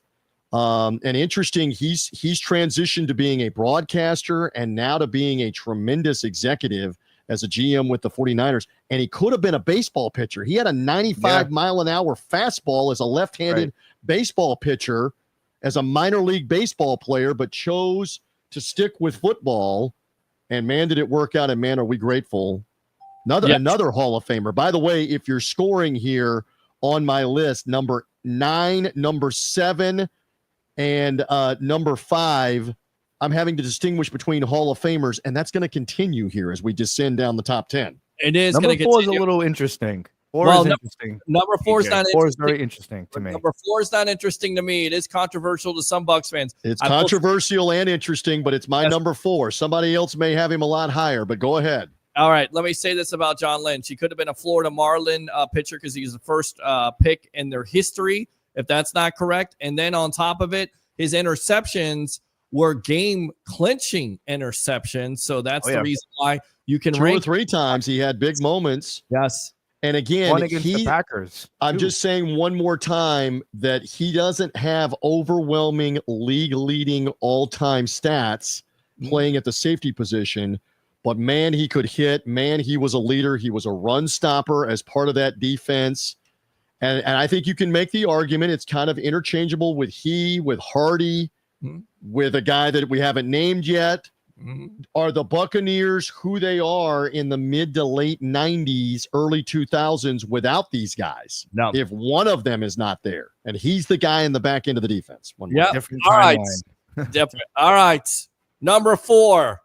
Get ready, Bucs fans. This is about Some to be people are going to lose their minds, aren't they? Tom Brady right there at number 4. People will go, why? How could Thomas you? Brady. Now, why? Because he's up that high, or because he's not up high enough? Well, listen, you could put him higher than this because of the impact that he made in the organization for the short time. And then you look at the numbers. Doesn't he not have all the quarterback records in Tampa Bay Buccaneer history? Single season. Yep. Etc. Okay, so again, back to my criteria, and again, for those just joining us here on the Sports Web, they didn't give us specific criteria. They said rank your top 50, and just so you know, this isn't the Buccaneer top 50. This is the TJ or top 10. This is the TJ descending order top 10 ballot that I'm revealing here. And there are probably 24. They didn't tell me how many. There may be as many as 36 people or more that are voting. So the top 10 overall may look a lot different, jumbled, than my top 10. I would like to think that it's mainly the same players, maybe one or two different, but it may be jumbled from what I have. And Brady may go higher. So on the criteria, I ranked doing it for longer to be a bigger deal. All right. He only played 3 seasons, Tom Brady. Yep. However, the first 2 seasons especially are arguably the 2 most memorable Buccaneer seasons back-to-back of any 2 seasons ever. Because bear in mind, the magical 79 season, the follow-up year, you don't even make the playoffs. Yep. The magical 02 Super Bowl run, which you had been building to, the next year you had a losing season. Tom Brady leads a Super Bowl win in his first year here, 2020. They come back and win 13 games, win the division, win a playoff game, and he is smashing the Buccaneers single season completions, touchdowns, yardage records, all while being 42 years old, 43 years old. 45. In that 45. second year, he was 43 years old, right? Was it 43? 43. We got to go back and look. It all runs together for me. But the second season validated even more how amazing he was. And look, he wasn't tremendous throughout a lot of the third season, but the last second comebacks and the rallies and the big time throws were still there at times, and they end up making the playoffs again. I got to have him in my top 5, and he slotted in at number 4 for Tom Brady. All right, so discuss. Is that up too high? Is that not up high enough, Peter? To me, it's right where he needs to be because, and again, you can make a case you could go higher, even though a lot of people will say, well, he wasn't a Tampa Bay Buccaneer for a long time, but just the short period of time, the impact that he had on the franchise. And again, I will say this one more time. The most important Super Bowl in Tom Brady's history is with the Tampa Bay Buccaneers because that conversation went kaput when talking about, well, he couldn't do it without Bill Belichick. He did it without Bill Belichick. And then if you look at it from the perspective of learning a new offense, still throwing 40 touchdowns at that point, still during a COVID year too at that, not having the proper with the new offense and winning a Super Bowl in your own house.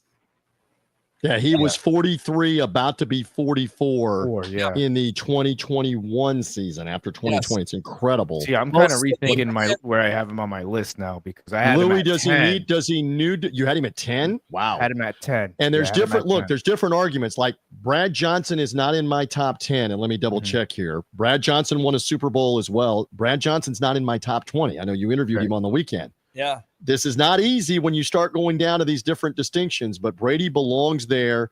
Would the Buccaneers have had anywhere near that success with another quarterback? That's a real criteria for me. Could they have had some success? Right. I think so, but I don't think they would have had that success of 2020 and 2021. So nobody else. So being up here in Massachusetts, I have this debate with people a lot of the time. And obviously, Tom Brady is forever a Patriot. He should retire a Patriot. He's won a lot of titles over here. Right. But I will say this. There's something that Patriot fans and Buck fans cannot deny. Tom Brady, in my opinion, had the best seasons as a Buccaneer. Yep. And it's unfortunate. That's just my opinion. And a lot of people will say, well, they went undefeated. You're right. You went undefeated, but you lost that Super Bowl. It doesn't mean anything. That season, he came here. I still feel the same way. I don't think he could have gone anywhere else and won a Super Bowl. I think right here was the perfect situation. You had 2 Pro Bowl wide receivers with Chris Godwin. You had an established offensive line that had chemistry, that has played together for more than 4 years. You had a running back in Ronald Jones, and you had Leonard Fournette, right? Yeah, and you had Gronk, and you had Antonio Brown. Yeah, like bringing in Gronk was huge because now it's kind of like you're the new kid at school, and then you see you go to a new school, and then you find out your friend gets transferred to the new school or the new class. So you kind of have that there, and I just think for me, watching him as a Buccaneer, it's a shame because I wish he would have came here a lot earlier. I wish he would have came here 4 or 5 years ago because we would have been multiple titles. And it was a shame that we lost that division game. We should have never lost that game, in my opinion. That one still hurts. It's crazy what actually did happen. The fact that he would want to come here as a free agent. So I use this same thing in my criteria. You cannot tell the story of the first 50 years of the Buccaneers without this guy. And if you're making the argument, which I am, you're not going to win that Super Bowl, the 3 games on the road, COVID year or not, no crowd or not. You're not going to win all of that, including beating the Chiefs, who've looked pretty unbeatable other than that. Without Tom Brady. So he gets into my top 5. All right. So shall we continue on? Yes, I want to add to that as well, if I may. That was no easy task outside of the Commanders, but they ran the gauntlet there in the playoffs. Yes. Going into Green Bay for the NFC Championship. Do you do it with another quarterback? Is an all-time question. I don't think Would so. another quarterback have gotten that done? Well, who was get past Green Bay? If you think about it, the quarterbacks at the time that they were considering, Jameis was still on the table at the time. And then, of course, BA comes out and says door number 2 and says Tom Brady. But there was talk that the other quarterback, Teddy Bridgewater, was also on their radar. You're not going anywhere with Teddy Bridgewater. You're not going anywhere with Jameis Winston with that team. The only guy that's going to do it is Tom Brady. And the craziest thing is he's coming off 24 touchdowns, 9 interceptions. Every media outlet is saying he's washed up, he's done, and he comes out and has an MVP type of year. Sorry, Aaron Rodgers. It was an MVP year. Oh, yeah. I was at that last game at Gillette at Foxborough, and a lot of people, when I was walking out, a lot of people like, this dude needs to get out. He's old. And I was in there moral support for my future quarterback. Peter knows this. I have the video. I was there outside Gillette Stadium wearing my Bucs get up. And I'm like, I'm just here to support my future quarterback. Because if you guys lose this game, he's coming to Tampa. And I got called every name in the book. If you can only imagine how Patriot fans are after the third quarter, I promise you it's not friendly. But I was there and I called it. Hey, he had an amazing Hall of Fame career with the Patriots, but we are glad that he ended up with the Buccaneers. And what a story. Did he have his best year as a Buccaneer, though? You can make that argument. You can make the argument the 2021 season, the regular season, it didn't work out in the postseason, was an amazing season. Amazing at 44, about to be 45 years old. Are you kidding me? Unheard of. Ridiculous. Yeah, so, by the way, the 2020 playoff run includes beating Drew Brees, Aaron Rodgers, and Patrick Mahomes in order, who are all going to be in the Hall of Fame when it's all said and done. So amazing. All right. Number 3 on my list. It is Mike Evans right there. Absolutely agree with that one. And I think. How do you noodle around Warren Sapp, Hardy Nickerson, Rondé Barber, Levante David, John Lynch, Tom Brady, Mike Evans, and not make somebody mad out of that list? I'm just saying. You're going to make somebody mad, but I've been on this show and said that eventually he could be the top, not only the greatest offensive weapon in Tampa Bay Buccaneer history of all time, but the greatest Buccaneer of all time, because that argument can be made right now. Yes, because he could surpass Jerry Rice. He's a Hall of Famer. He is without question the premier offensive player in the history of the franchise. 49 years, headed into the 50th year. There's nobody in the conversation in terms of longevity that is a more impactful. There are players that played for a long time. James Wilder, for example, played for a long time, played at a decently high level on a lot of horrible teams. But in terms of offensive players and longevity, Mike Alstott had a long career, but did not put up the numbers that Mike Evans has put up relative to his position. Yep. This guy, again, it's not fully written yet either, but we had to go with the 50 years of Buccaneers to this point, 11 straight 1,000-yard season, checks all the boxes on yards, on catches, on touchdowns, playoff games, huge moments in playoff games, etc. Give me Mike Evans. He's on the Mount Rushmore along with Brady. He's my second Mount Rushmore. He's the third guy that's on my list. I assume you guys don't have a problem with him being at number 3 for me. I don't. Absolutely no problem at all with Mike Evans being number 3. What about you, Louie? Any problems with Mike Evans at 3? He's in my top 2. He had him a little higher. Yeah, I have him a little higher just because, again, kind of like Levante David. I always tell like the younger kids, if you want to look up to a football player, look up to Mike. On and off the field, the guy is amazing. What he does on the field is spectacular. And coming from the environment that he came from, he could have easily went down another road, gangs and all that stuff. Seeing what he went through, he chose football. And he's proved it on and off the field. And he's another one played for a lot of bad Buccaneer teams. That's true. He's played with a lot of bad Buccaneer quarterbacks. Not only that, he had to wear those ugly orange socks with those digital alarm clock uniforms, all right? And it wasn't pretty. But you know what? He showed up every week, and just what he does on the field, not only on the field, but off the field. To your point, he was making explosive plays for Josh McCown and Mike Glennon and later Jameis Winston. And then that Tom Brady guy, he would make explosive plays for him. And by the way, it's continued with Baker Mayfield. Yes. And here's hoping it continues for another couple of seasons, 3 seasons. We don't know how many more years. We certainly hope it's several more. But that guy has got to be there. Again, I stand on he is the offensive player that you think of. He is the premier offensive player of the last 49 years. He's got to be right there in your top 4, if not your top 3, if not your top 2. Yes. Mike Evans, and a great guy in the community. Buccaneer right there. Phenomenal guy in the community. All right. Now the fans are starting to figure out, wait a minute, there's 2 significant names that haven't been brought up yet. And you're right. There's 2 significant names. So how do you figure out who's 2 and who's 1? Go ahead. Show them 2 that I had on my ballot. Go ahead. There you go. Leroy Selman. Now, listen, a lot of people would say he's number 1 Buccaneer of all time, first Hall of Famer.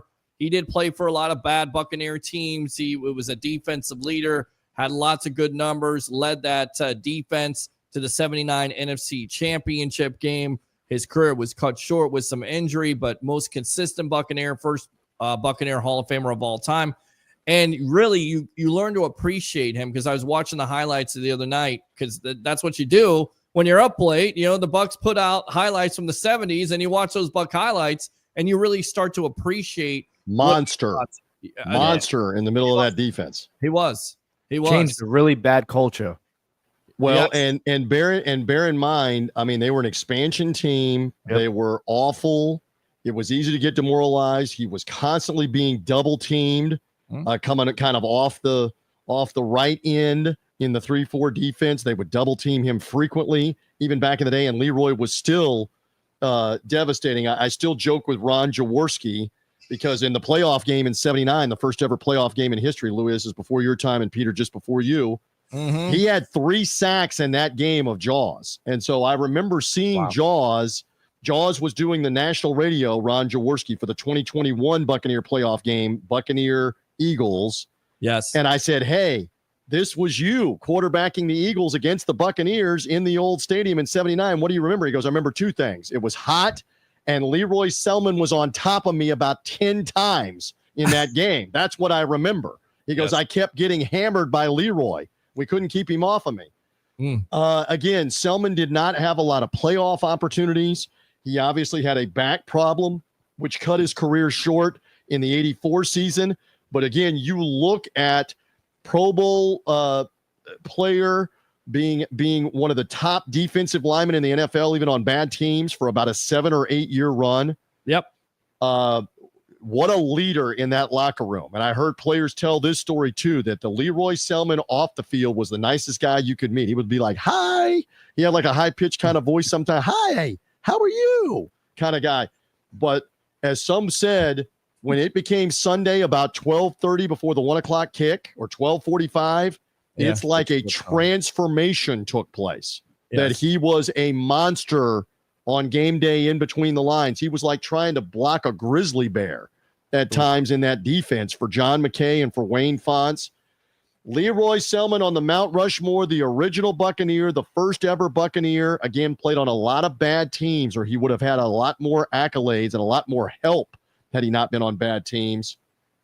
To me, maybe I'm so sentimental, he's got to be number 2 on my list. And some would probably argue that Sapp should be higher than Leroy, or maybe a Levante David should be higher than Leroy. I mean, what do you guys? Go ahead, chime in. Well, I want to get this guy on because he called in. So let me go ahead and get him on. We haven't taken phone calls. We're gonna take this guy's phone call.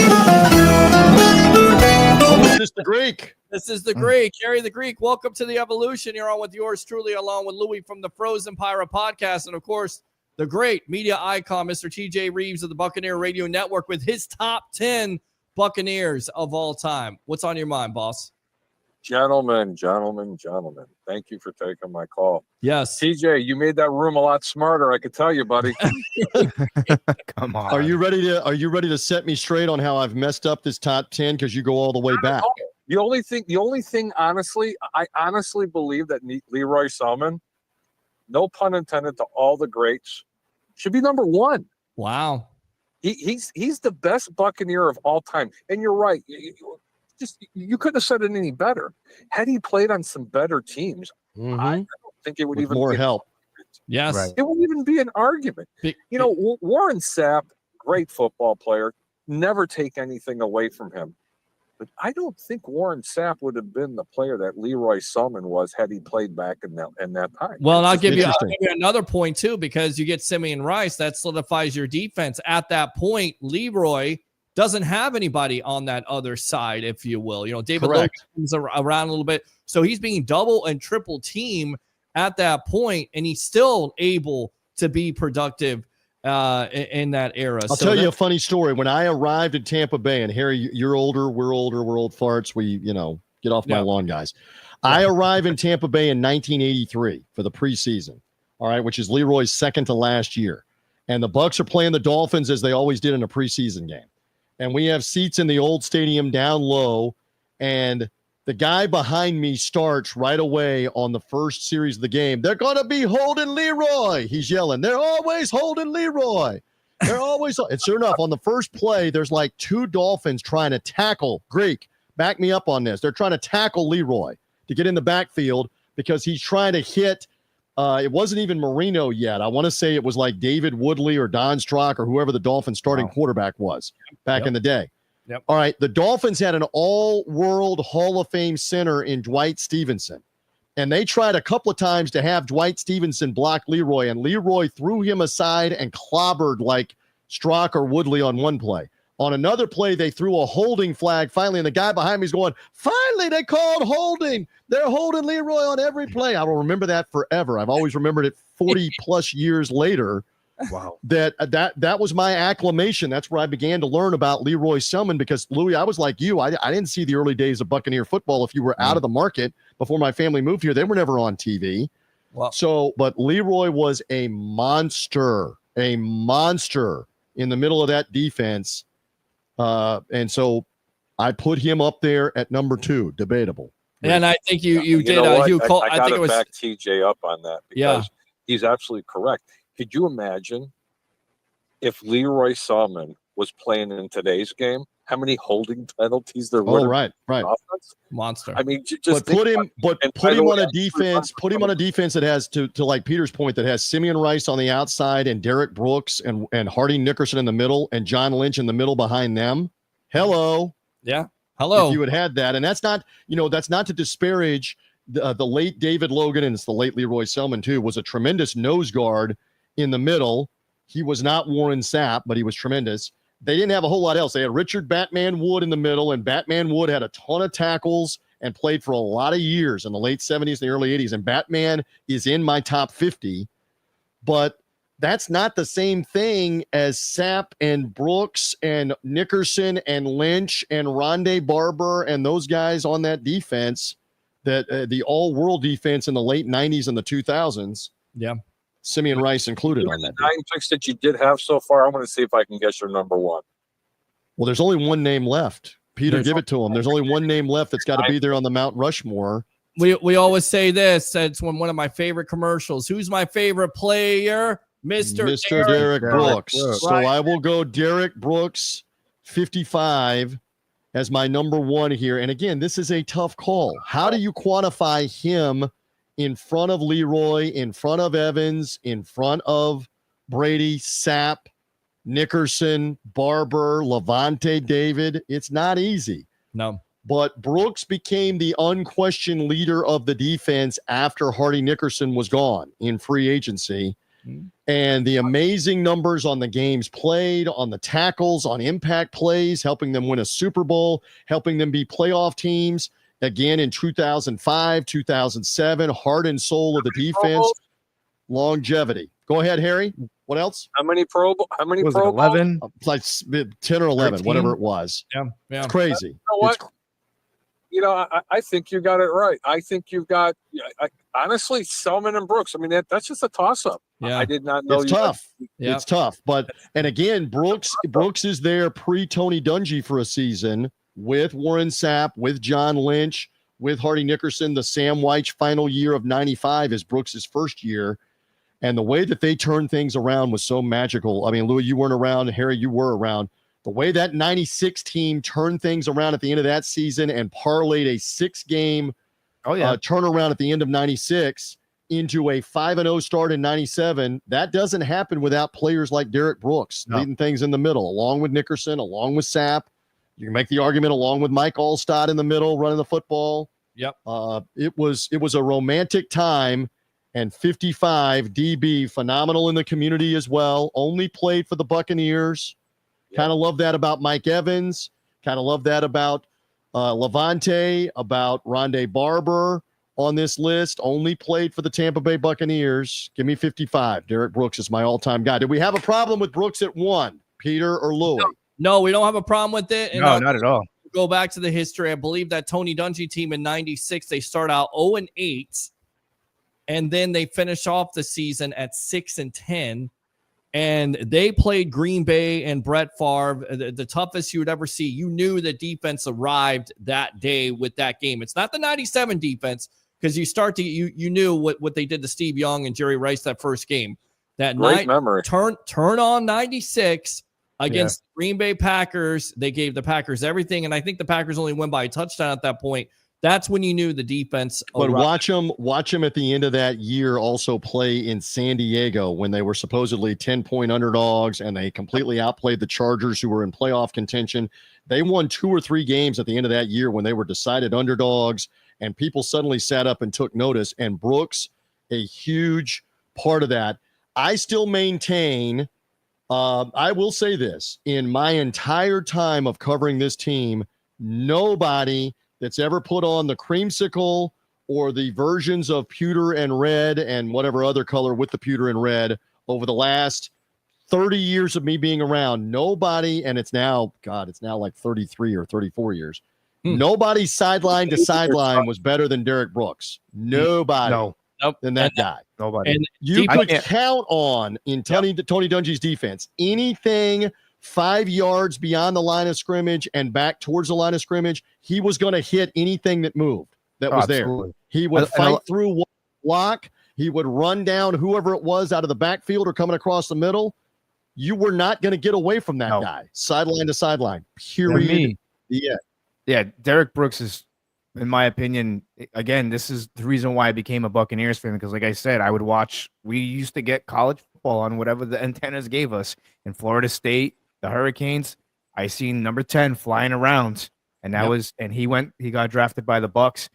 For me, like I said, I can't argue with that. Derek Brooks, I'd say it's a tie between Brooks and Selman, and a lot of people are going to say, well, you can't have a tie. For me, it is a tie just because out of respect for the history of the Tampa Bay Buccaneers, Leroy Selman really changed the culture of the Tampa Bay Buccaneers in that time. And then for me, growing up and getting to watch Brooks, I used to rob the Sunday papers. You Just to said read that the story stats. before. I joked with you before about that. I love it. Just to get the To stats read about of the Brooks team. and Sapp, right? Yeah, man. It's just, and you start to see the progression. But again, for me, like I said, Derek Brooks, a lot of people don't give him enough credit. And they all said he's undersized linebacker, this and that. And he would fly around that field. And he was the guy who showed the whole NFL. Remember that hype around Michael Vick, the great Michael Vick? Yes. He showed the NFL how to shut down Michael Vick. Tortured Michael Vick. Again, sideline to sideline. Vick could not get away from him, trying to scramble, trying to move through the pocket. They had him spying Michael Vick. So again, I've been here with you a little bit. Good Lord, we've been here about an hour talking about this. Love it. By the way, for the record, I just put it in the chat box. This was a tough call on who to leave out if you want to cut and paste this. So Brooks is my one to cap it off, to go along with Leroy, Mike Evans, Tom Brady as my Mount Rushmore. Here were the 5 names that I had right outside of the top 10. This is not easy. If you want to show that to them, Peter, if you can copy and paste. There it is. There were my 5 names, and you could make an argument certainly for 11, 12, 13, and Kevin House was a phenomenal receiver for about 4 or 5 years. He's the second best receiver, arguably behind Mike Evans, and maybe the second best offensive weapon in the history of the franchise. He just played on some bad teams, but he helped them in 79. He helped them. They went back to the playoffs again in 81 and 82. Yep. So Kevin House belongs there. And then Mike Allstott, you could make an argument. He just didn't quite rise to my top 10. You can't put everybody in the top 10. You can't put everybody in the top 5, kids. Yes. Going back to Gerald McCoy, definitely underrated player, and I think we didn't appreciate him when he was in a Bucs uniform because he played for so many bad teams. 6 Pro Bowls, 4 times All-Pro. Yeah. Amazing defensive tackle without a lot of help on that team over and over and over again, year after year. Yep. And you compare him to Warren Sapp, and that's the problem. That's the comparison, and that's a tough thing, because I think the same argument. You put Gerald McCoy, like the Leroy argument. You put Gerald McCoy on the late 90s and early 2000s defense with Simeon Rice outside of him and Derek Brooks and Hardy Nickerson in the middle and John Lynch in the middle behind them. Yeah. Woo! Yep. Good luck. Yeah. Good luck. And then Paul Gruber. I'll give you another. I'll throw you another name, Louie. I'm sorry to interrupt. Paul Gruber was that Buck. He was that Buck back then for the orange and creamsicle that you liked. And the other guy that a lot of Bucs fans would be familiar with, Mark Carrier. I wonder where he's at in that conversation. On my list, I had Carrier at 19. Again, you can't put everybody in the top 15. Mark Carrier had like 3 amazing seasons on bad teams in the late 80s. He had a lot of the offensive records at receiver for a while until Mike Evans broke them in terms of catches in a year, yards in a year. Mark Carrier in the late 80s, not the Mark Carrier for Harry's Bears, if Harry's still there. The Mark Carrier receiver. Mark Carrier, the receiver in the late 80s, deserved mention. And then, you got names like James Wilder that's not on my top 15 or my top 10. Doug Williams that's not in my top 15 or top 10. You can't put them all there. Warwick Dunn is not there. It's tough. It's a tough call, Louie, to put them all in the top 10, if not the top 5. I grew up watching Warwick Dunn, and I seen those amazing plays he made, and him and Mike Allstott's a shame, them two, man. WD-40, yes. Yeah, well, I had Warwick at 26. I had Brad Johnson, Super Bowl winning quarterback. Again, Brad was only really about a 3-year star, Super Bowl winner, but he didn't break the same records that Brady broke. You can make the argument that another quarterback, and the Bull is the Bull, but another quarterback could have maybe quarterbacked the Buccaneer offense into that postseason and into the Super Bowl. Brad Johnson, by the way, was not very good in the Eagle playoff game. He had the pass early to Juravicius. He was not good in the Super Bowl, especially early on in the game. He got a little better as the game went on in the Super Bowl win over the Raiders. Again, these are great debates. So we spent a lot of time on mine. I got to ask you guys. Anything else? Yeah, go ahead. Because it's a little controversial with Gerald McCoy. You have a lot of, it's like, I believe it's split down the middle. A lot of Buck fans don't like him. A lot of Buck fans do like him. Me, in my opinion, I'll say the ones that don't like him are idiots. Yeah, I respect the hell out of Gerald McCoy. The issue that I had was he couldn't anchor a team to the playoffs. But I think the reason why is they took his sidekick away. Michael Bennett should have never walked out that door. So I got to ask you, where would the Buccaneers defensive line, where do you think Gerald McCoy would have had better years if McCoy you can make that go? And again, there? he didn't have anywhere near the talent of what the early 2020s defense had with Jason Pierre-Paul and Ndamukong Suh, David in the middle, Antoine Winfield in the secondary back behind. Not the same thing. Not the same thing with what Gerald was a leader and a soldier. He and I were joking off the air recently. We were talking, and I said, I got my top 50. And I said, I want to tell you, you're going to be in my top 20. And he said, you don't have to tell me where you're going to put me, but just, I better be in the conversation for the top 10. He said, I better be in the conversation. He goes, I don't have to be in the top 10. He goes, that's not for me to decide. He goes, but I better at least be in the conversation. So I said, you are in the conversation, and he's just outside of it for me. Yes, and I will tell you, the late, great Steve White, who had an interception in the third play of the 1999 NFC Championship game, once had a show with Sean King, who was a part of that team, and White would say over and over again, the best player on that team that could get after the quarterback was Michael Bennett. And I will never understand, besides the fact that Mark Dominic wanted to move on because of a shoulder injury, why he wasn't re-signed. It just didn't happen, but you're exactly right. Sacks that year with the Bucs. Yeah. I think 7.5 or 8 sacks. Had an opportunity there. Close enough. And it was a money thing. It was a money thing too. Yep, money thing. With that, but these debates are great, and we spent a lot of time on this here tonight. But I thought your audience would enjoy reminiscing and running through again. How do you quantify Tristan Wirfs versus Leroy Selman versus Mike Evans versus John Lynch versus Tom Brady versus Warren Sapp? It's not easy. It's not easy when you start coming down that list. It's not. So I'll be curious what the release of that list will obviously be later this year, probably during the season. And I don't know at what point during the season they'll release the panel of 20, 25, 30, 35, how many of us that they asked that have been around this. So Jimmy Giles. Somebody had a question. Jimmy Giles. Where's he at? I had Jimmy at 17 for the viewer. Jimmy was a phenomenal pass-catching tight end. I mean, I'll give you some for instances. I have Rob Gronkowski all the way down at the bottom. He only played 2 seasons, and it was partial the second season that he played. Under my criteria, you can't put that in the top 40, much less the top 30 plus the top 20. Jimmy Giles was an amazing pass-catching tight end when tight ends didn't get thrown to a ton back for 5, 6, 7 years in a row. From Doug Williams, and then eventually catching balls from Jack Thompson and Steve DeBerg and those names. But yeah, I had Jimmy at 17. I had Wilder at 16. By the way, I had Mark Carrier in my top 20. I had Doug Williams in my top 20. Yeah. No, absolutely. And for the record, I'm sure they'll hear about it at some point, and I'll be very curious about all of this. Keyshawn Johnson's not in my top 50. Just for the behavior and the divisiveness behind the scenes, you're not going to be an all-time player for me.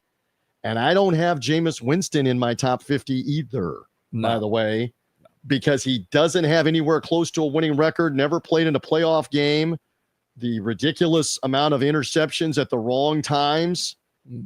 Not a top 50 guy. No, terrible pregame speeches about eating fingers and you roll your eyes. You roll your eyes at some of that. So there were some that you had to leave out and down at the bottom. So was there anybody else that was curious? I mean, again, it's just my opinion. Right? Who knows? All I know, the other media people are going to put Rob Gronkowski in the top 20. It's ridiculous if they do. Right? Because again, he was basically here a season and a half. He missed like 5 or 6 games in the middle of the 21 season with the broken ribs and the bad back. Oh yeah. In that game, and that's playing the Rams. That was Ramsey. Correct. He got splatted right in front of me down on the sideline during the radio call. Oof. It's just interesting because you start going down a list, and where do you rank Martin Gramatica versus Randy Grimes, the center? Where do you rank Bruce Hill, who was like the other great receiver besides Mark Carrier through the middle to late 80s, where do you put Bruce Hill? Where do you put Carl the Truth Williams, the punt returner receiver in the late 90s? Where do you put Tony Mayberry, who played at a Pro Bowl level for about 5 years in a row on bad Buccaneer teams in the 90s? Where do you put him as an offensive lineman? Yeah. Ron These Hall, are the debates. Michael, Ron Hall is not in my top 50, but again, you can't put everybody in. He was a pass-catching tight end. Where do you put Chidi Ahanatu? Where do you put Ricky Reynolds? Where do you put Vita Vea on the present team? Yeah. Where do you put Donald Penn at left tackle for a lot of these teams? I'm looking at my list. Where do you put Jason Pierre-Paul versus Dave Moore? Dave Moore played in the second most games behind Derek Brooks of Buccaneers. Blocking tight end, pass catching tight end, caught some big touchdowns. Where does that go versus a Batman Wood versus a Doug Martin? These are what these debates are all about for the top. Muscle hamster. That's it. And then Simeon Rice. Where'd you put him? Simeon Rice again was, what did I say? Put that list back up there, that what you just copied and pasted. I had him because I'm scrolling back up. I had him 13th. 13th. I mean, on that list, there it is. So I had him just outside of my top 10. I mean, again, for about 5 years, Simeon Rice was an absolute monster as a Tampa Bay Buccaneer. Yeah. He has got a Hall of Fame case. Yes. Gerald McCoy has a Hall of Fame case. Paul Gruber has a Hall of Fame case. They're not in my top 10. Tough call. Tough call. Good stuff. All right.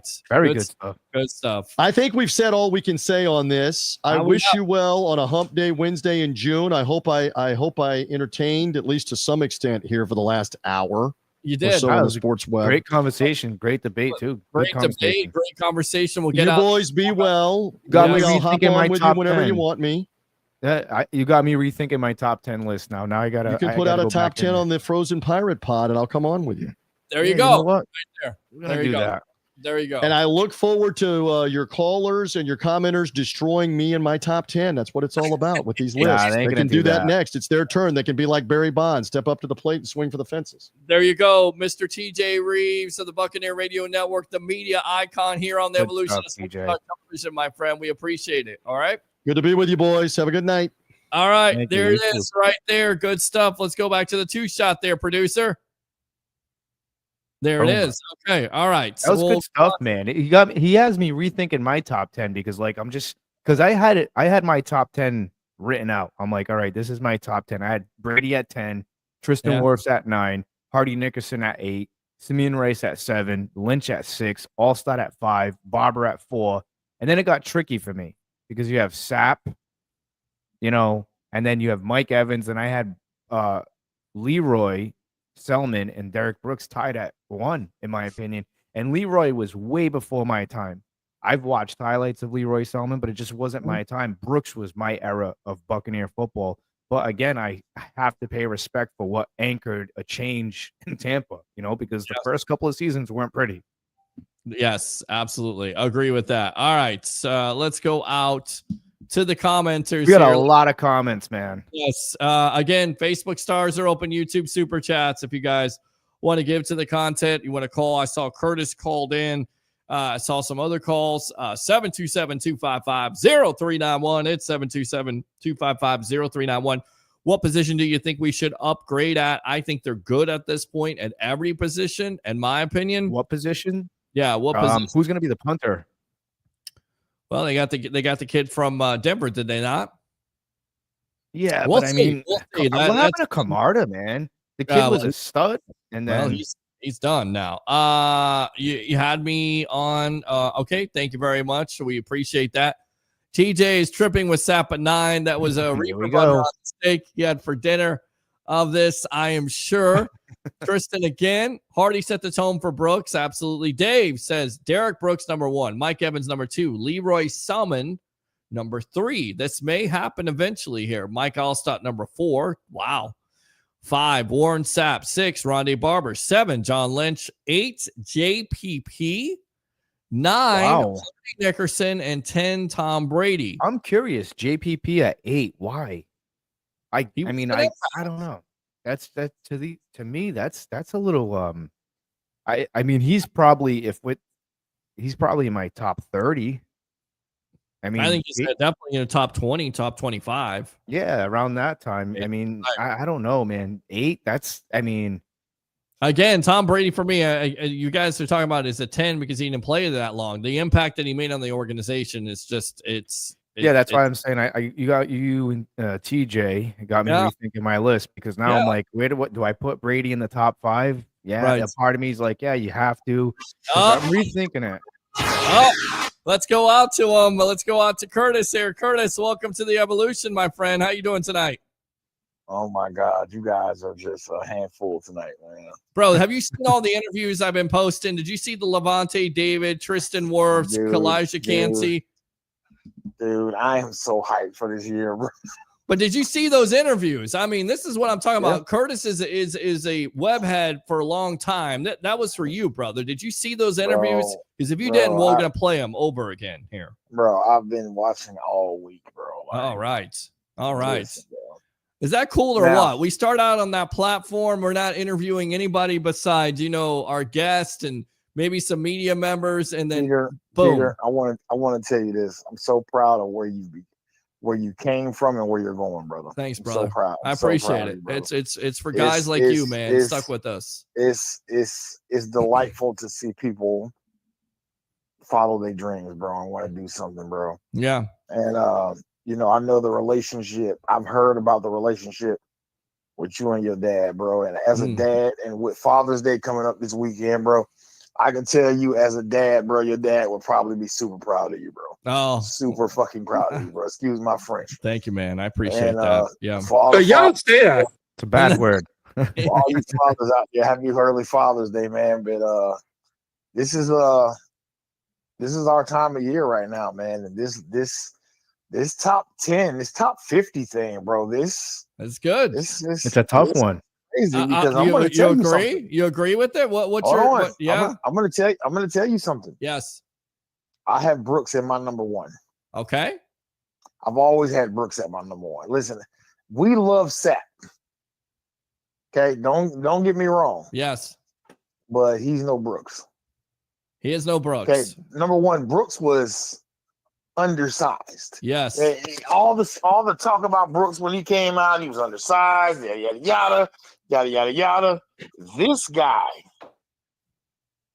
had the heart of a man, and he went out there and he put it out there every Sunday. Every Sunday. Even when they were like, he's done. This guy was still out there catching interceptions, trying to run him back for touchdown. You could see how much his body and stuff was beating him down, and he was digressed and everything. It's just like, and listen, he was my 1. Mm-hmm. Selman's 2. Mm-hmm. I love the list because I love Mike Evans at 3. Brady at 4. I don't agree with. I knew you wouldn't. I knew you wouldn't. I will listen. I don't have a problem putting Brady in my top 10, but I don't have him at 4. Okay. I don't have him at 4. I love Mike Evans at 3. I would put Sapp at 4. Mm-hmm. I would put Lynch or Barber at 5. You mix them up however you want to. Okay. You definitely have Simeon Rice in your top 10. Okay. Have to. Levante David is a top 10er. Don't care. Levante Davis a top 10er. Well, I mean, TJ had him ahead. Had him at 6, I believe, right? Had him at 6. There. Levante David was 6. Yeah. Okay, I was gonna say he's a top 10er. Has an opportunity to go up on this list too if he surpasses Derek Brooks. Now, Brooks will always be 1 in my heart. This Mike Allstott thing. Listen, I love Mike Allstott. Mike Allstott will forever be Mr. Tampa Bay. Him and Brooks will always be Mr. Tampa Bay, no matter where you go. But when I was a kid, I remember it was always Allstott done. They were 1A, 1B. WD-40, baby. That's what they used to call them. That's how we looked at it. So for me, if I'm gonna put Allstott up there, I gotta put Dunn up there because don't get me wrong, but I have to put them up there together because they were a hell of a combination together. This is what I said on the Mount Rushmore to make everybody happy. You put if you do a Mount Rushmore of coaches, it's BA, right? And then you've got a face by face. You got Gruden and Dungy on there somehow to appease everybody, because people go, well, Gruden won with Dungy's defense. Well, Bucs won with Gruden's offense. It's always that's a fair point. Can I get some love? And I'm going to tell you something. So I'm going to continue my list real quick. So you know what? I'm going to do my top 10. I already did it. We got Brooks. Okay. You got Selman. You got Evans. You got Sapp. You got 5. I'm gonna do 5. I'm gonna do Barber. I'm gonna do Lynch. I'm gonna do Barber only because he played longer. In Tampa than Lynch. I'm gonna do Lynch at 6. I'm gonna do Levante at 7. Okay. 8, 9, and 10 is where it gets tricky. Well, what's 8, 9, and 10? What's your 8? 8. I loved Paul Gruber. There's a lot of people who love Paul Gruber. Yeah. Paul Gruber at the time was the guy besides Mark Carrier. I'm telling people this, and they're like, what are you talking about? I'm like, go back to the 80s. And I always tell the story of getting my jacket burned in 7th grade, having a hole in it, still wearing it, and then saying, you know what? To get back to everybody else, I get an opportunity to meet Paul Gruber at a church, and I get it signed, and that jacket is immortalized. It is an orange creamsicle jacket with Paul Gruber's signature on it. Why? Because at the time, Gruber was one of the top players of that era for the Bucs, because they didn't have that many players at that point. What did you have on defense? Can you remember who they had on defense before Hardy? No. I mean, what? Winston Moss, Broderick Thomas was a first-round pick who never was. Keith McCants was a first-round pick who never was. Let's see here. Eugene Marv, Harry Hamilton, Mark Robinson. He was a player there. Wayne Haddix had one good year. Ricky Reynolds. Ricky Reynolds was another player that you look forward to. We had him on this show before. That was one of the players. I mean, Ricky Reynolds, Paul Gruber, Tony Mayberry, Mark Carrier on offense. There wasn't much, but those were the players, especially Paul Gruber. Now, here we go. This is where it gets funky at. Yes. Number 9. I will put Brady because of those 3 years. Okay. I still think he's higher, but you know. Well, and I respect that. Yeah, I know. Number 10, and this is where people are going to yell at me tonight. I can't wait. Go for it. For some people to call in later. Yeah. I got Martin Gramatica at 10. I mean, Gramatica. He was so important. And again, you always go back to some of the games he kicked in, especially the Carolina game where the Bucs struggled and they had the greatness of Rob Johnson because Brad was hurt at that point and the offense couldn't do anything. And he kicks 4 field goals. And I believe 2 or 3 of those were 50-yarders. And if you don't remember, yes, 12 to 9. How about this? I have a game for you. Yes. The last game of that Super Bowl season in 2002, we played in Chicago in the cold. Correct. 15-0, right? 15-0. Gramatica had 5 field goals. Man, I'm just disgusting with this knowledge. we would not have clinched the number 2 seed. Yep. And a first round bye. Correct. Without those 5 field goals, which was important at the time because and Dungy would always not Dungy, but Gruden would always talk about the coaching staff in general would always talk about it because if you didn't get that higher seed, you always have to go to Philadelphia, and Philadelphia blew your doors off in the first round. They did it 2 years in a row there, so it was important to get that advantage, and you absolutely destroyed Jeff Garcia, who would eventually become a Buccaneer. I wonder where he's at on the top 50 list.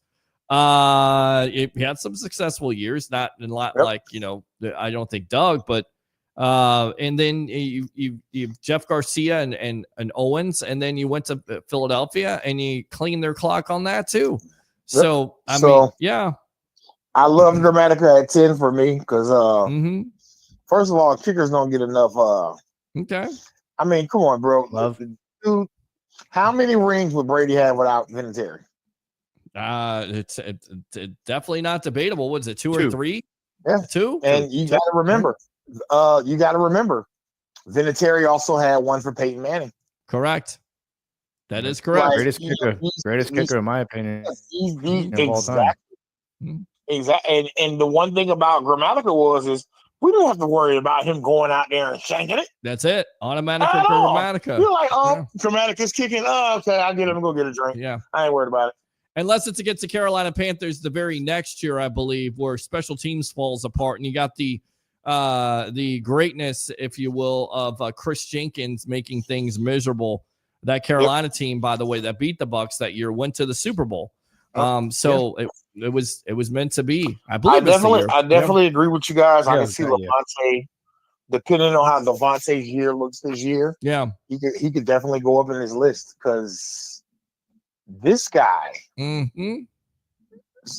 Second round pick. Yep, Mr. could have won in the first round pick, but he had a failed drug test going into the draft. Did he really? Did he have a failed? Did Levante David have a failed drug test? Yes, he did. Really? Because you got to remember, he went to Nebraska. I'm a huge Nebraska guy. Because I remember who went? I think it was Sue went first. Yeah, Sue went first to the Lions. And then David went after Sue. Yeah. Because I think they played 1 year together in Nebraska. Mm-hmm. And I thought they played a couple more years. I thought they were like teammates. I'm looking at right now, and they said he didn't fail a drug test. So maybe I didn't know about it, but let's see here. Let me just see. The wife needs to shut the AC off because it's freezing down here. Yeah. Let me see here. Let me see. That was random, but I'm sitting here like. Completed all combine position tills. Team spoke about possibly moving him to safety. David is projected as second, third round pick by Sports Illustrated. I don't see anything about him failing a drug test. I didn't see that, man. You sure about that? That was him? Peter, I'm gonna full screen you. I gotta go upstairs. I gotta shut this AC off. Sure it was, but freezing down here. I might be mistaken, bro. Yeah, I really might. yeah. I'm pretty sure I heard some things because I mean, if you go back and you look at the stats from this guy when he played in Nebraska, bro, it was like. Yeah, I just think he was undersized. I didn't see anything with drugs. He was basically Derek Brooks all over again. He was sideline to sideline. 6 foot 233, probably smaller than that when he came out. Yeah, they were trying to move him to safety. Exactly what they were trying to do with Brooks. Yeah, I don't remember him failing a drug test. I think you're thinking of somebody else. I knew when the Bucs had drafted him that year. We had a steal. We had the steal of the draft. Right. And I never remember. I was sitting next to a buddy of mine, and I was like, bro, we just got Levante David in the second round. Right. He's like, man, get out of here. I was like, I'm dead serious, bro. He's like, he didn't go in the first. I'm like, no, he didn't go in the first. So I will say this. The Bucs have had a lot of great players over a lot of years. Right.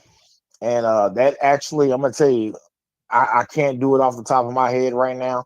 That whole top 20 for our Buccaneers, man. These guys, I think Vita Vea is one of the most underrated Buccaneers of all time already. This guy, he has meant so much to that defense. Even the Super Bowl year, like, man, what do you want to do against this guy? Right. What are you going to do? Like, who are you? He's going to eat up your left guard and your center, or your center and your right guard, and guess what? You're going to have people attacking from everywhere.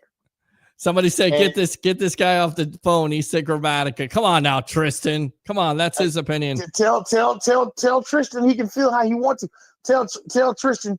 Go see how many points Grammatica scored for this team. Yeah, I mean, go see how many wins Grammatica had for your Buccaneers from the time he got drafted to Tampa to the time he got kicked off the team. Yeah, I can't see anything about David. David is saying, I think David failed his drug test in his last year of college. Again, I'm looking it up, guys. I don't see that. Yeah, I don't see it. So Tristan, listen, I love you, brother. I really do. But as a Bucs fan, bro, do your best, Tristan. I know what you're thinking here, Peter. I disagree with you. See, that's how he talks. And when he I calls know. in, I know. Hey, I'm gonna just say this, Christian. Christian, I want you to call in because I'm gonna be Tristan. listening. Yes, But I'm gonna tell you this, Christian. Challenge me on this. Tristan. Go see how many game-winning field goals Grammatica had. I love it, man. I love this. This is great. All right, all right, Curtis. I appreciate the call, man. Anything else here on the Evolution, bro? All right, man. I'll be back. All right, I know you will. Use that second call for Turnbuckle Talk when we get to that tonight, because it's gone over 2 hours again, man. I mean, this is it. And Tristan, I can hear your voice. I disagree with you. I was listening to one of our rants, how you were talking about Tom Brady when he got signed by the Bucs. And it's a long time ago. And you were like talking about Winston, how you didn't think Brady was going to be successful. That was classic on your part. Let's see here. Okay. Let's see. If you say, okay, Ronnie Barber still looks like he could still play. Absolutely. Tristan says, if he says Al Singleton, I'm going to lose it. Oh, come on now, Tristan. Can't argue, Levante, but can we show Tim Wansley some love? No, we cannot show Tim Wansley some love. No. That's like saying, hey, Torrey Cox should be on this list. You want to go EJ Biggers? Let's go EJ Biggers. Yeah, why not? How about Ron Toast Jones? You want to go there? That's good enough to suck right there. Exactly. I'm going all the way back to the 80s. Well, what about Carnell Williams? Where do you put him on this list? Top 50. Yeah. You got to put him in the top 50 because he would have been special, Peter. If he didn't get hurt, he would have been special for us. He would have been. He would have been. What's that? I put Warwick Dunn over him. Oh yeah, absolutely. But I'm just saying, if you put Doug Martin over him, yeah, absolutely. Doug Martin, the muscle hamster, absolutely. He had a huge. He almost broke the record for rushing yards in one game. Really quick, what's Wansley known for here, Louie? Tim Wansley. Yeah, he's an afterthought in my mind. Well, he's not an afterthought. It should not be an afterthought for your mind. He was not a great Buccaneer. And this guy's being you know what. Of course, Monday Night Football comes to mind as Tim Wansley came in to replace, I believe, an injured Brian Kelly at the time. Okay. Or was it that secondary? Wow, we haven't even talked about Brian Kelly. And there you go. Donnie Abraham called. He won. Donnie Abraham. Yeah. Listen, he didn't do very well versus the Colts and Reggie Wayne. Okay. Yeah. I think somebody's calling here. We forget. Yeah, that was not a good game at all. Tim Wansley. Let's go out to the phone lines. What's your name? Where are you calling from? You're on the Evolution. Hey, what's up, Peter? How you doing? This is Tristan. Tristan, there it is. There's my buddy right there. There it is. There he is, right there. What's going on, buddy? Oh, Peter, I had to call you when you gave me that New York accent. I do not talk like that. I was trying to get your accent down, man. But I just remember I was watching the other night one of our earlier phone calls, and Al Keck was on with us, and I was just going off, and we were going back and forth with Brady and Winston, and I believe this was early when Brady got signed, and you were like, I disagree with. I can't do your. Go ahead, do your voice. Say your voice again, because I'm trying. What the hell do you mean? What the hell do you mean? What the hell do you mean? God intended for his son to speak. You did that, and you were saying that, and I said, BS, it's bullshit. I was watching. I was like, oh my God, I went off on you that night. But I was right about that. I remember. I was right. I remember. You had a little conniption. I thought you and Brady was related the way you were talking about something. He goes, I thought you and Brady were related. That's good. That's good. I like that. Peter slammed his hand down. This is bullshit. I was upset that night. I don't know what was going on. Maybe I didn't eat. Maybe I ate like a couple of donuts or something like that. I didn't eat. You got to lay off the donuts, man. It's going right to your brain, the sugar. Shut up. I was eating that damn Papa John's the night before. Not eating those Shut up! Papa John's and Mountain Dew his ass. So I'm like, Peter, what's wrong with you, man? I was hungry. Is the best of all time. You got to get it right. It's Hungry Howie's and Mountain Dew. That's what it is. That will keep you alive. That Mountain Dew is gonna kill you, man. I'm telling you, don't drink that stuff. The Hungry Howie's is gonna kill his ass. Damn, have you seen Hungry Howie's crust, Louie? Nah, man, I can't. I've never had Hungry Howie's. Nope. Oh, it's the most Tampa thing ever, man. They butter the crust. Then butter the crust again. Yes, it's cholesterol. When I go down there, Peter, remind me. I'll go get some Hungry Howie's, but I'm telling you, I've never had it. And Harry agrees. Harry out there is listening right now. It's not about Chicago pizza, my friend. It's about Hungry Howie's, bacon and pepperoni with the butter cheese crust. And also, Harry says pineapple and banana peppers. Yes, and he also keep that stuff off of there. And he also said that he likes ketchup on his hot dog. There you go. There you go, Harry. Who did what? Ketchup on what? He likes ketchup on hot dogs. Harry does. Blasphemy. I love ketchup on hot dogs. I like them. I mean, I do too. Listen, I'm okay with that. I'm okay with a little bit of mustard to spice it up a little bit. Maybe a little bit of Dijon mustard. I'm okay with that.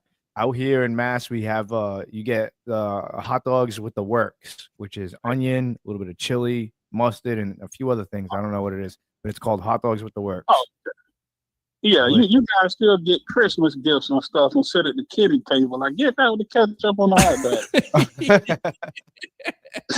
dog. We decided when it comes to Chicago hot dogs, we don't eat ketchup on it, but they like to have the tomato on there. I just don't understand it. Like tomatoes the sauce. on hot dogs. Yeah, well, it's that's Chicago thing. Crazy. It's a Chicago. Chicago. They're not it's a right. Chicago.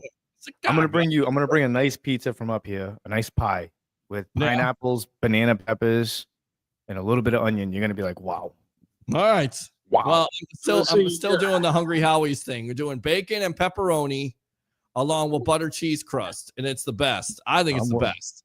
I'm probably gonna have bad heartburn from it, but I'm all good with it. Yes. Stay away from Louie and them raggedy ass pineapples, man. Come on, man. Wow.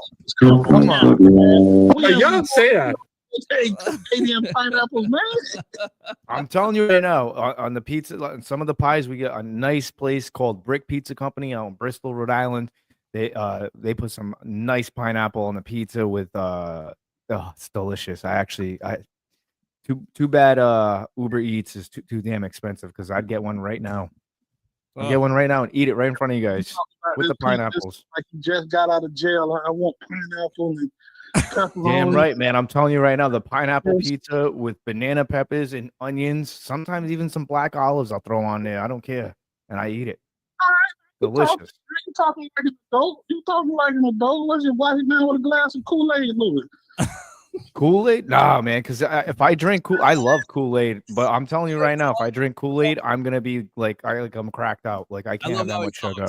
I love this guy. I love how he talks. He's been with me forever. Him, Curtis, all you guys. Curtis, dude. I can't have that much sugar, man. He eats ketchup on hot dogs, blue box macaroni and cheese, pineapple. Oh shit! You should see the my coffee. Double shot espresso in the coffee. That's why I can't have all that sugar no more. Listen, I love the coffee in the morning, but I gotta find an alternative because I feel like I'm getting addicted to coffee or getting addicted to. I'm already addicted to coffee. I get caffeine headaches. I already get caffeine headaches. Well, I like the Celsius too. The Celsius drinks, those are good. I think they're safe for you.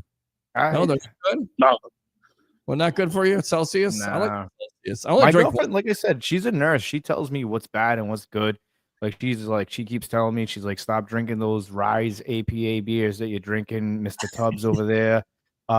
She's brutal. She'll start saying she'll grab the belly after I'm bloated. See that? That's from the Five Guys burgers and fries you're eating. Oh, I love Five Guys burgers and fries. Delicious. Hold on. Cole says, garlic cheese crust is the best, Peter. Pineapple, ham, bacon only, by the way. No Louie, ham. Whatever you want on your pizza. There's some people out there that put anchovies on their pizza. I don't do that. Stan, you gotta. These guys are going to bed with their teddy bear and getting belly rubs and stuff. Man, you gotta piss off Harry by saying he's putting ketchup on a hot dog. I do, David. We absolutely do that. When I go down there, I'm gonna put ketchup right on the hot dog right in front of Harry. There you go. Dungy's B-Day game. Tim Wansley was a joke. He couldn't cover a bed. Yeah, that was the game against Indianapolis, wasn't it? Where 6 touchdowns in the second half. What was it? What was it? Reggie Wayne and Marvin Harrison at that He was point. like 3 touchdowns in 2 minutes. Ugh. Yes, indeed. I think it That was was 42 to 6. Up. Yeah, we were up big time in that game, and I was like, "Yeah, we're You're up. blown by the Colts." You were up 30, I believe, at the time. It was 33 to 38-3.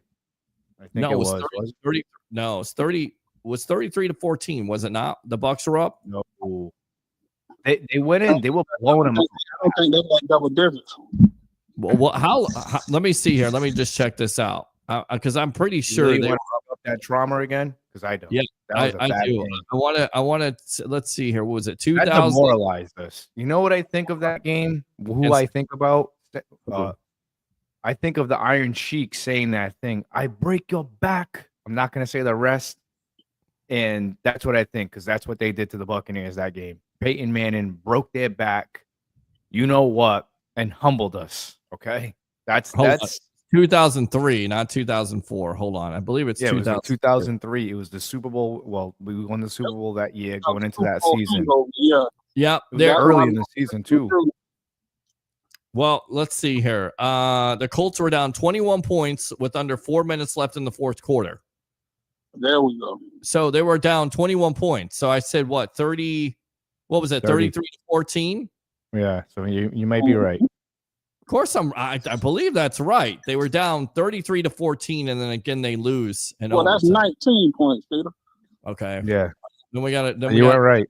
We got a math problem here. Damn it. Right. I think closer than I was. 33 might be around the sweet spot. Yeah. I believe they had under double digits in that game. All right, 21-0 in the second quarter. They had a 28-7 advantage heading in the fourth quarter. And after the 29-yard Tampa interception return for a touchdown with just over 5 minutes left, which gave the Bucs a 21-point edge. So they 28, so they were up. It was 35. So it was what did I say, 38? Yeah. It was close. Well, they won 38 to 35. Yeah. So there you go. That's probably what it was. They were up more. They were up 35-7 at that point. That was like a pee spanking. I thought it was. I thought the Colts had at least 14, but it was, and now it even looks even worse now. Yeah. So thanks a lot for that repressive memory that you brought back. Yeah, there you go. Peyton Manning abused that kid, man. Like Peyton was like, he was doing that. Good God Almighty. He's like, Peyton Manning abused that kid. Yeah. He did. Yeah, he did. Took him back, man, and pelted his ass with rocks and garbage, belts and switches. Oh, shit. Wow. Yeah, man. He ass up. It was bad. It was October 6, 2003, so it was 3 days after my birthday. Hey, that was Charles Lee first game, right? Because they traded Keyshawn. Was it? No, no, Keyshawn wasn't traded there. No, Keyshawn was still on the team. Oh yeah, that's right. When's Charles Lee? Charles Lee.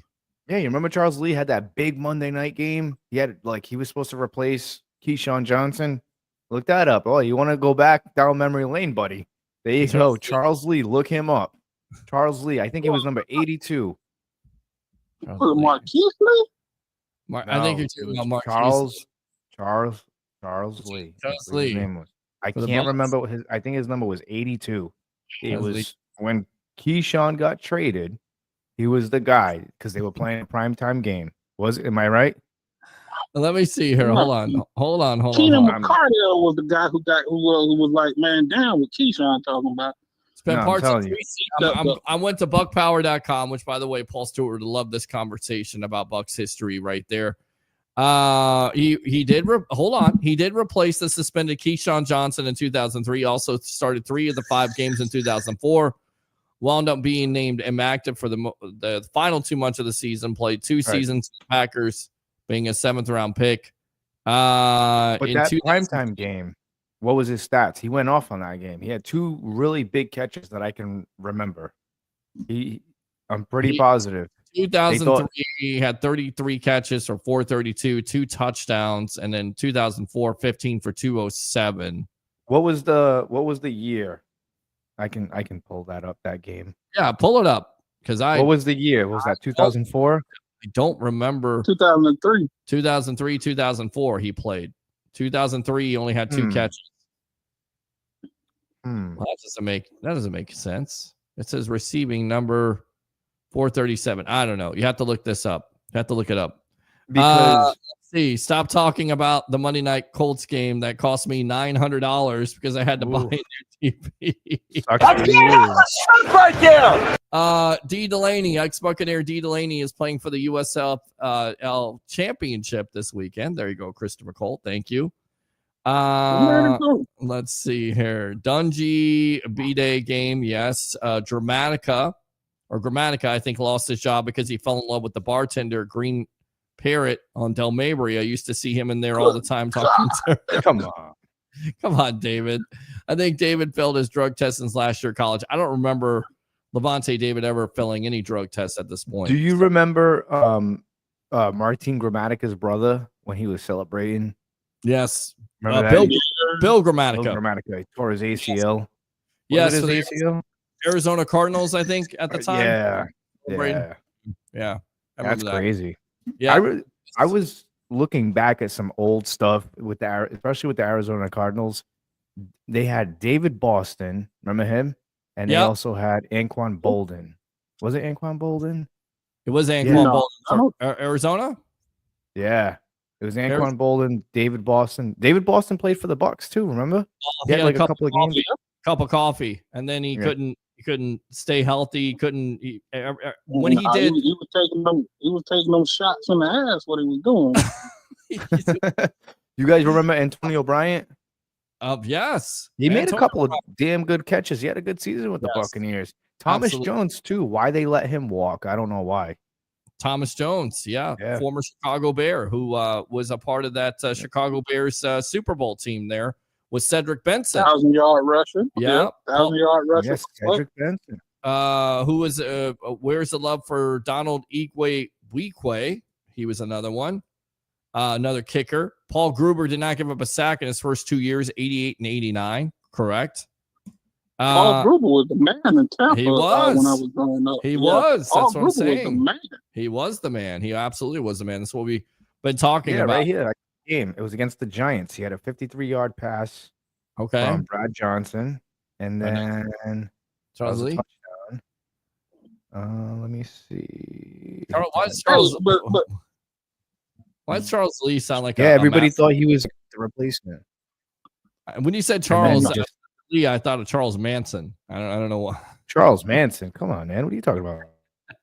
Come on, man.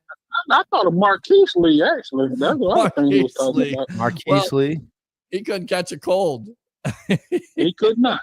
He could not. But speaking of cold, man, y'all might need to go check on your boy TJ, man. Y'all might need to do a wellness check on TJ. I think he was messing with them cane toes and smoking that peyote. Why? You better top 10. What do you disagree with on the top 10 besides? Let's revisit that, Peter. Let's revisit his top 10. I mean, he's got this is his own opinion. He's got Tristan Wirfs at 10.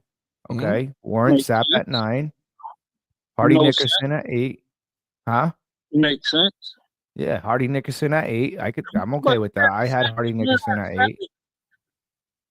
Okay, Brooks, Lynch, and Sapp are connected, are the triplets, and they connected that. Even though they came in they came in 2 different seasons, but they connected at the hip to me because all of them helped usher in the identity of the Buccaneers. Mm-hmm. Like, even if you go back to Selman, he was great as an individual, but the Bucs still never had an identity. Even when Sergeant Slaughter came, we didn't have a great identity. Sergeant Slaughter, you're thinking of? Oh, you said what do you say? Floyd Peters? You're thinking of the defensive? Yep, Floyd Peters. Yep. Jeez. Yep. How did I know that? Yep. Sergeant Slaughter. Because remember, they had the comic book, the Sergeant Slaughter comic book at the time, and like they would call him Floyd Peters Sergeant. It was either Sergeant Slaughter or Captain Rock, I believe. Yes, one or the other. But it was a comic book cover that they would advertise. I think Ted Webb was actually one of the guys who I met Ted before. Ted was great. I grew up on Ted. Ted used to do sports rap. We used to do sports rap. I mean, this is one of the inspirations for the show. You know, TJ is one of the inspirations. Ted Webb, Steve Dumig, Chris Thomas. Those are the people you grew up on. Chris those Thomas. People. Yes, Chris Thomas during the day, and then it was Steve Dumig, and you had Ted Webb, sports, right? Bull spit, exactly. Love that. I remember. I just remember a great story. You know, down at Radio Row, meeting him at first, and I go, "Hey, Steve, you know, I'm Peter Blake. I do this show," and he's like, "You're that son of a bee that was taken away from my rates." True story, because I used to do a competitive show on 1010 a.m. at the time, 1010 a.m. for that radio show there. And he said, "Yeah, you're the son of a," and I was like, "Oh, Steve, what's going on, buddy? You know, I've listened to you for a while. Oh, come on, sit down, have a drink with me. It's just great, you know." And we had a long talk, and he's a good guy, you know. I loved listening to him, like especially on the ride home, man. I would always where was I working there? Yeah, I was working the East Coast. But it was like around 4:30. Ted Webb was like the first sports talk show, and then you had Sports Connection with Rock Riley, who we have on this show before, is another inspiration. But Ted Webb was one of the first. I remember because there was no shows on Fox at the time. It was like syndication. It was a young network, and then you just had Ted Webb, you know, doing a sports talk show. Came on channel 44 with Dr. Paul Barrett. Used to come on early on Saturday morning. Well, Ted Webb a lead off on Sunday mornings or Sunday night. Well, no, I Sunday. He did the show Sunday night. Sunday night. It was Sunday night, and it was on channel 28 at the time. It was not on 44. You got those confused now. 44 was Hooters at the Movies with Len Austin. And Dr. Okay, Paul, that's right. That was before 28. Because remember, they shuffled the TV networks around. Yes. 28, but 28 wasn't ABC at the time. No, they were Fox. They were Fox at the time. And it was like the late 80s and early 90s that Ted did the show. And I was like, okay, this is what it is right here. This is sports talk. This is how we're gonna do it. You know, somehow, some way, we're going to do the same thing. So we did it. See, Ted Webb. Steve Dumig knowing Ted Webb offline personally, like hang out with him, drink a beer with Ted Webb was the coolest SOB I ever met in my life. Love Ted. I got a chance to talk to him, and he was great. Got a chance to finally talk to him a long time ago, and of course, you know, passed away from cancer. Yeah, God bless. Yeah, God bless her. And Ted Webb, and you wonder how I talk like that. Ted Webb can keep up with me now. I know. Ted Webb talking all slow. Well, hold on now. Oh, that's great. Yeah. That's great. Yeah, but TJ was clearly on. He was clearly hanging with Aaron Rodgers in the offseason. Oh, come on now. Stop it. Come on, man. Come on, man. Come on, man. Where's your juice, man? You ain't got that juice, man. Where's the juice, man? We're about to get your favorite Where's coach the juice, man? On Saturday, and he looked at me and said, I ain't doing that show. I ain't doing that show, man. You know who I am? I'm John Gruden. All right. I'm one of the most handsome men in the world. Remember that? What was that list? For real, John Gruden is an asshole, and I can attest to that person. Like John, hey man, that Peter Webb man. Mabry. I was 19 working at the 7-Eleven, and John Gruden walks in one morning. He would always come out, and that 4:30 in the morning BS they used to say was bull jive. He used to show up at about 6:15, 6:30, and he'll come to 7-Eleven get a cup of coffee. And it was the time they had signed Rob Johnson. Right. And they signed Rob Johnson. And he come into the 7-Eleven. I say, man, hey, Coach Gruden, man. I say, I'm a big fan. Why the hell did y'all sign Rob Johnson? He's like, man, you should make up a damn coffee, kid. Man, get your ass up. My coffee, kid. Yeah. Make the coffee, kid. And he would come in every day, everything they did. I say, man, why the hell would y'all get Rob Johnson? That baffled me. You don't know what you're talking about, man. I'm the coach here. Rob Johnson, man. Rob Johnson, dude. You ever see John? Did you see John do the what was it? He played music for his show. I don't know. It was like was it Quavo or was it Offset? Quavo. Was Quavo? He's like, he does that thing. Yeah, he loves that. That was Oh, so. Come on,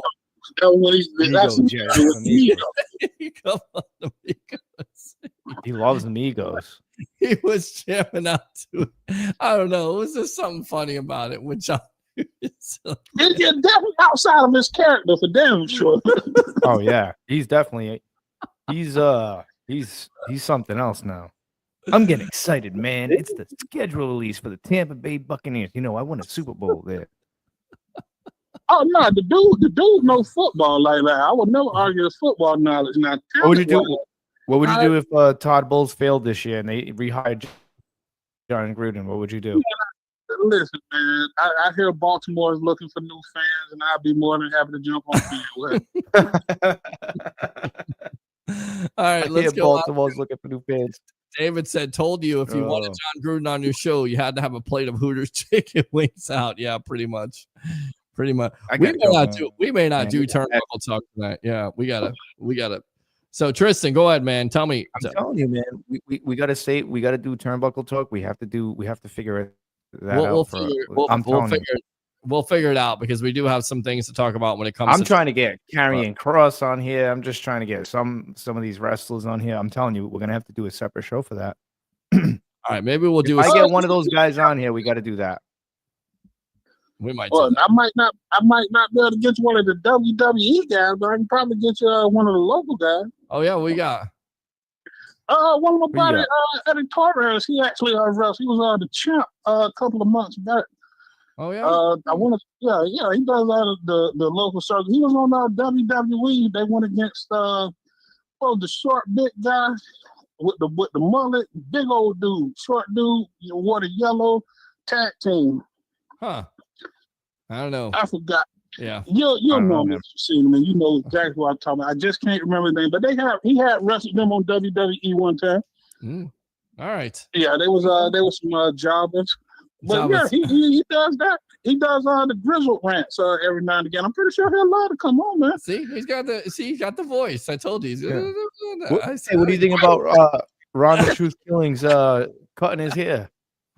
What do you think about that? Yeah, let's talk about that real quick because I think we're kind of done with the Bucs. I mean, we had some things to talk about. We're going to play the interviews, but you guys, I think we had a fantastic show with the Bucs. Yeah, we talked a lot about the Bucs.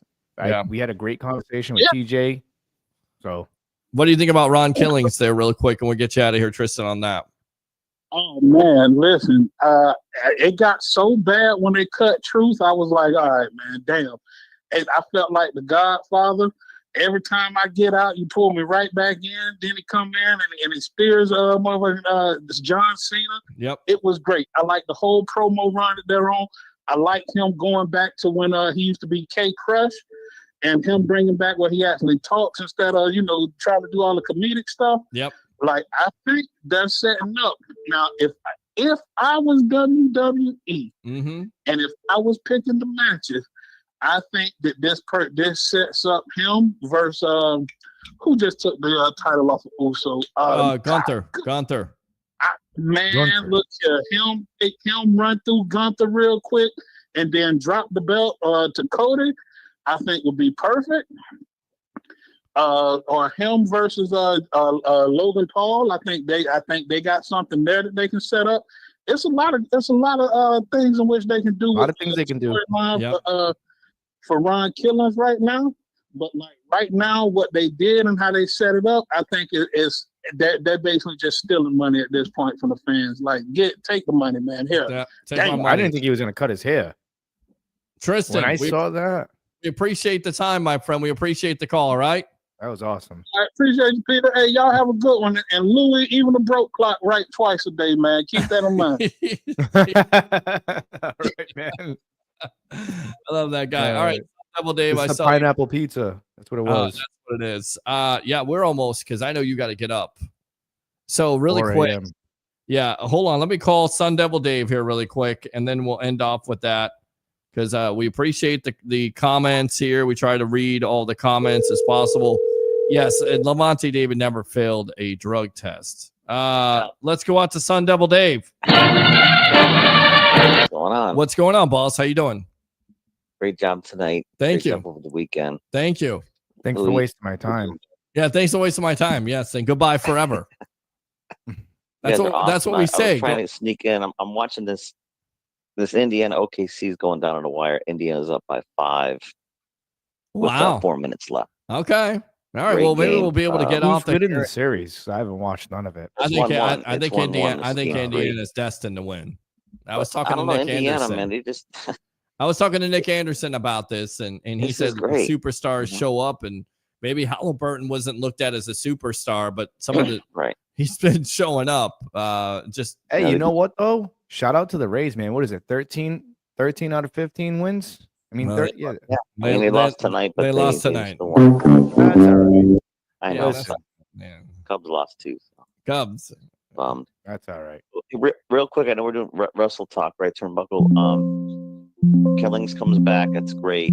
I actually enjoyed Raw more than I enjoyed the PLE on Money in the Bank. I did too. I did too. It's I just agree. great the way I like surprises. Bailey coming back. Truth does his let's turn around Killings. Yeah, but know, the the- way Truth came out though and jumped on the table, But I love that. That was great. I think what he did, jumping on the table. Who was it that was out before him? Who was it? Was it? Yeah, he was the follow up to Becky Lynch. Yep. And whatever her name is, Bailey I comes can't out. think of it. They need to end that feud because that's just terrible. I can't watch that anymore. I can't either. Lila Valkyrie or whatever her name is. And they then you gotta- got John Cena versus CM Punk. Yeah, he's like, you got to follow me to Saudi Arabia or something like. Yeah. Oh boy, I like the wait for a little bit until they do this feud. another 2 but weeks, Peter. We got another premium live event. So I'm telling you, it's a little bit too much. I think. I was gonna think what would be the 3.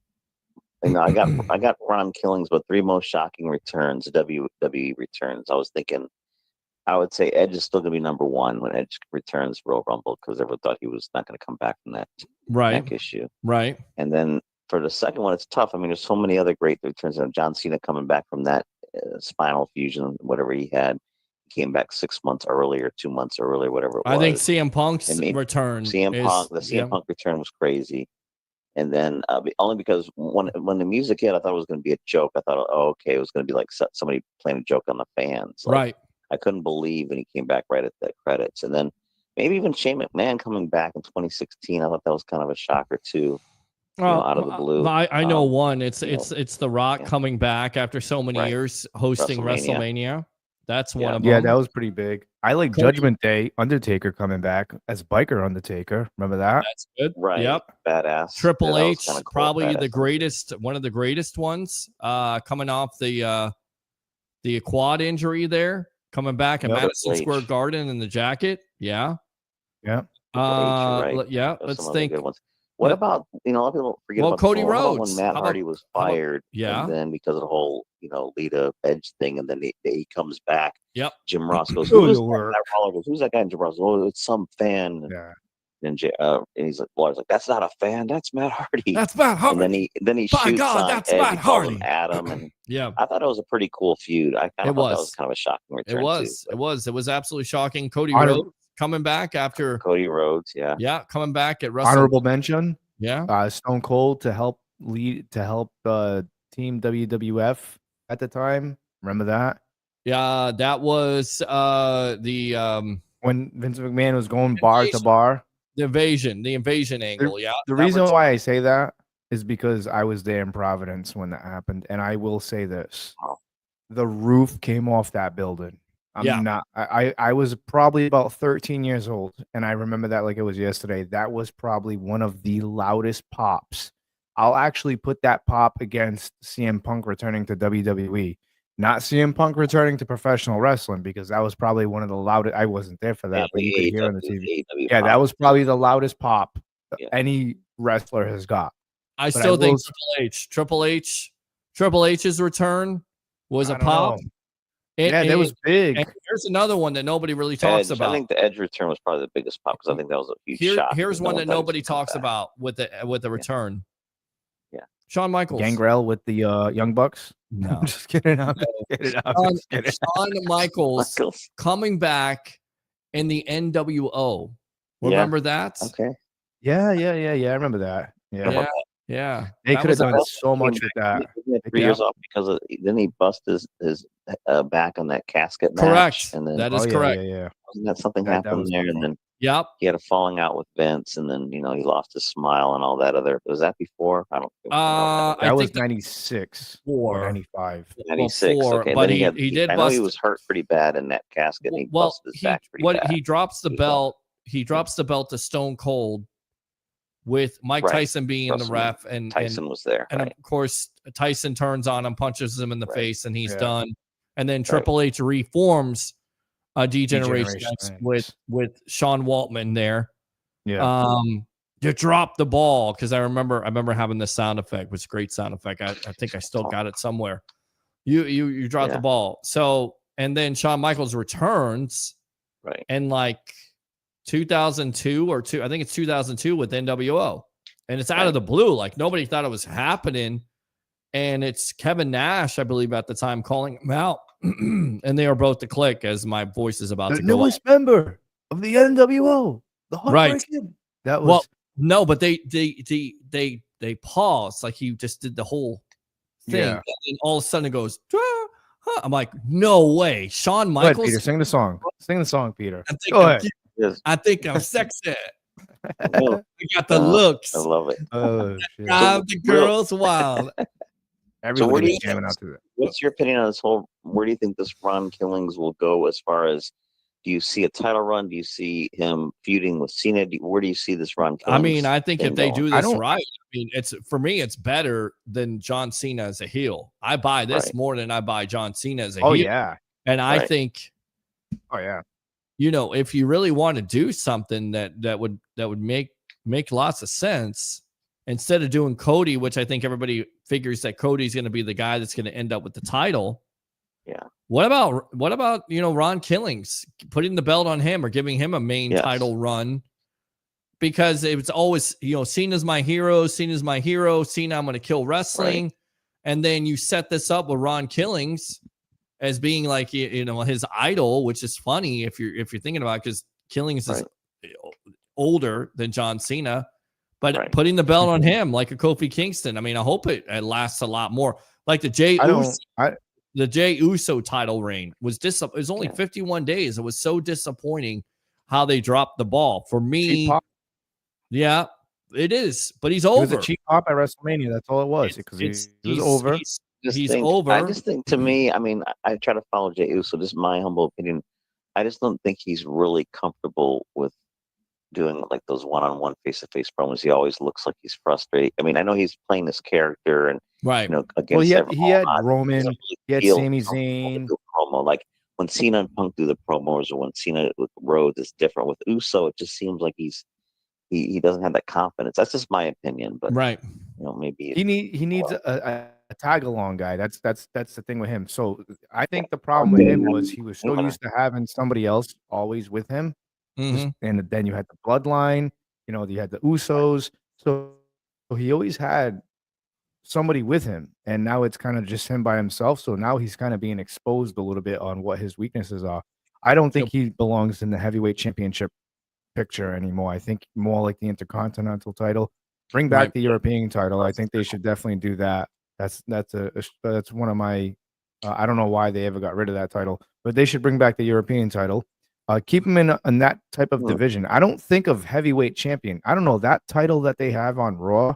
I think only a certain amount, like Gunther is the guy to have that title. It's the heavyweight championship. I don't think of Jey Uso as the heavyweight. Guys like Karrion Kross. Hashtag push Karrion Kross. That needs to happen. Rollins getting it back, because that was his original title. He won the first reincarnate. Yeah, but I mean, like guys like that. Those are the guys that should be carrying. I mean, guys like Jey Uso. No offense, but I mean, he's a hype guy. You know what I'm saying? When I was in Providence and I seen him, me and the wife were up. We were eating. Why? Because the music, the vibe. It's a vibe. He's to me, he got exposed with that heavyweight championship. In my opinion, that's just me. I'm not saying he's a bad. I'm just saying he got exposed. Well, and you have Seth winning the Money in the Bank, so now there's some conjecture that eventually they're going to take the belt to get annoyed off. with that group. Well, there's no really name am. to it. Where's the name at? Hey, did they set up something? Did they set something up with Aleister Black and Seth Rollins? Are they going to revisit that? I don't know. They also did. Did you see He speared where the hell out of them too? Yep. Did you see where Braun Seth Breaker put something to Cody? What's that all about? I mean, we could definitely talk about this Sun Devil Day, but we're gonna wrap this up here, my friend. We're gonna wrap it up, and then one more real quick. That they're building up.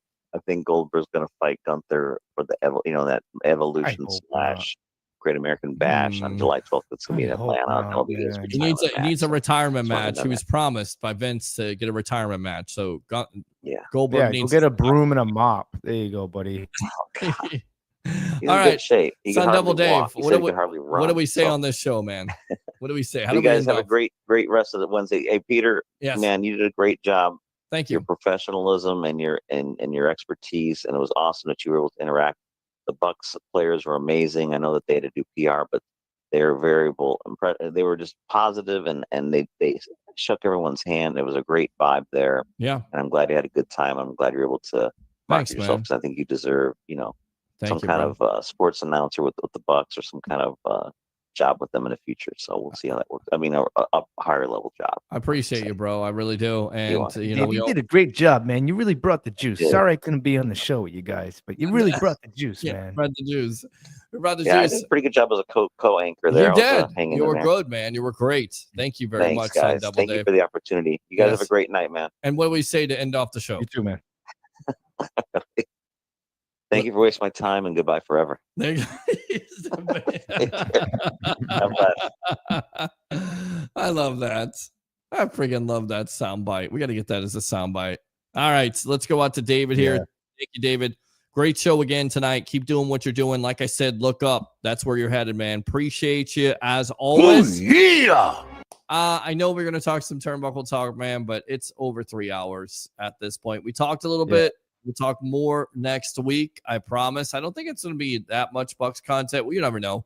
But Louie, seriously, give me some final thoughts here on the Evolution so we can get you out of here, get you back to your really quick. How's your new job? Different. It's a little bit different construction that I'm normally used to doing, just because like we're working with we're doing culverts, more like dam restorations and stuff like that, beach restorations. So there's a lot more wildlife. One wildlife in particular, I can't even talk. One animal I don't like is a snake, and there's like these water moccasins, and like and they're also called a northeast brown snake or whatever. I don't like snakes, so I throw rocks at the thing, and just to get it out. And then there's snapping turtles. You guys have snapping turtles, right? Yeah, we got snapping turtles. And snapping turtles too. Snap at my dog. My dog was trying to lick. There's some big ones. Shell. Oh yeah. And they'll F you down. Well, he tried to grab the turtle, and I thought the turtle was dead. He grabbed the turtle and he was throwing it around and everything, and throws the turtle around, and then we go back to see it if it's alive or not, and the turtle snaps his head out, almost snapped Alexander right in the nose. Ooh, yeah. But I mean, yeah. Overall, though, I'm enjoying it. Like I said, it's way more money. It's different. It's a little bit calmer because, like I said, the other job I was at was more like we had iron workers, plumbers, electricians, like all trades, all in one job. That's a lot going on. It's very crowded and noisy, and you got to accommodate for everybody. Versus here, it's just I'm in the middle of nowhere in the woods, putting a culvert through a road, and it's peaceful, it's nice, and it's for more money. So I can't complain, man. I cannot complain. I'll tell you what. Plus the paid vacation, that's even better, because that paid vacation while I'm in Tampa, I'm getting paid. So it's beautiful. But final thoughts. Very excited for you, Peter. You did a fantastic job over the weekend. Thank you, we got some stuff coming up for you guys here on the Sports Web tomorrow, 7:30, Frozen Pirate Podcast right here on the Sports Web. Follow me on Facebook, Louie Leitao. Also follow me on Instagram, Twitter, /X, whatever. Go to the YouTube, go like and subscribe to the YouTube channel, the Frozen Pirate Podcast. We have Leo Haggerty of Amped Up Sports joining us tomorrow. You never know who's going to show up, but we have a good show lined up for tomorrow. Also, push, carrying, cross. Please. All right. Push, carry, cross. End it off. You want somebody to stop Seth Rollins? Yep. Carry and cross. There you go, my friend. Appreciate you as always, Mr. Louie from the Frozen Pirate Podcast right there. Good stuff. We'll get you out of here on that. Thanks a lot to all the guests of the night. Of course, him right there, Louie from the Frozen Pirate Podcast, TJ Rives of the Buccaneer Radio Network, the media icon, and of course, all the calls, all the text messages. This is what makes it happen. This is the reason why we're able to do the Tampa Expo and interview all these Bucs players, because we got your calls, we got your views, we got your follows. If you like what you see, Facebook stars are available, YouTube super chats. Friend me on Facebook at Peter H. Blake. Follow there on YouTube, the Sports Web, like and follow, like and share, everything like that. Do 3 things. We'll keep it down for the roommates. Again, Rays lose tonight 4-3 to the Boston Red Sox. I believe they lose 4-3. Bring your passion, bring your excitement. Just don't bring any nonsense. I'm your host, Peter Blake, your Rolex reporter. What time is it? It's my time. And of course, for you guys out there, the fans of the Sports Web and the Tampa Bay sports fan, it's your time. We'll see you next time on the evolution of Sports Talk Television. And as we always say here on the show to end it off, go Bucs.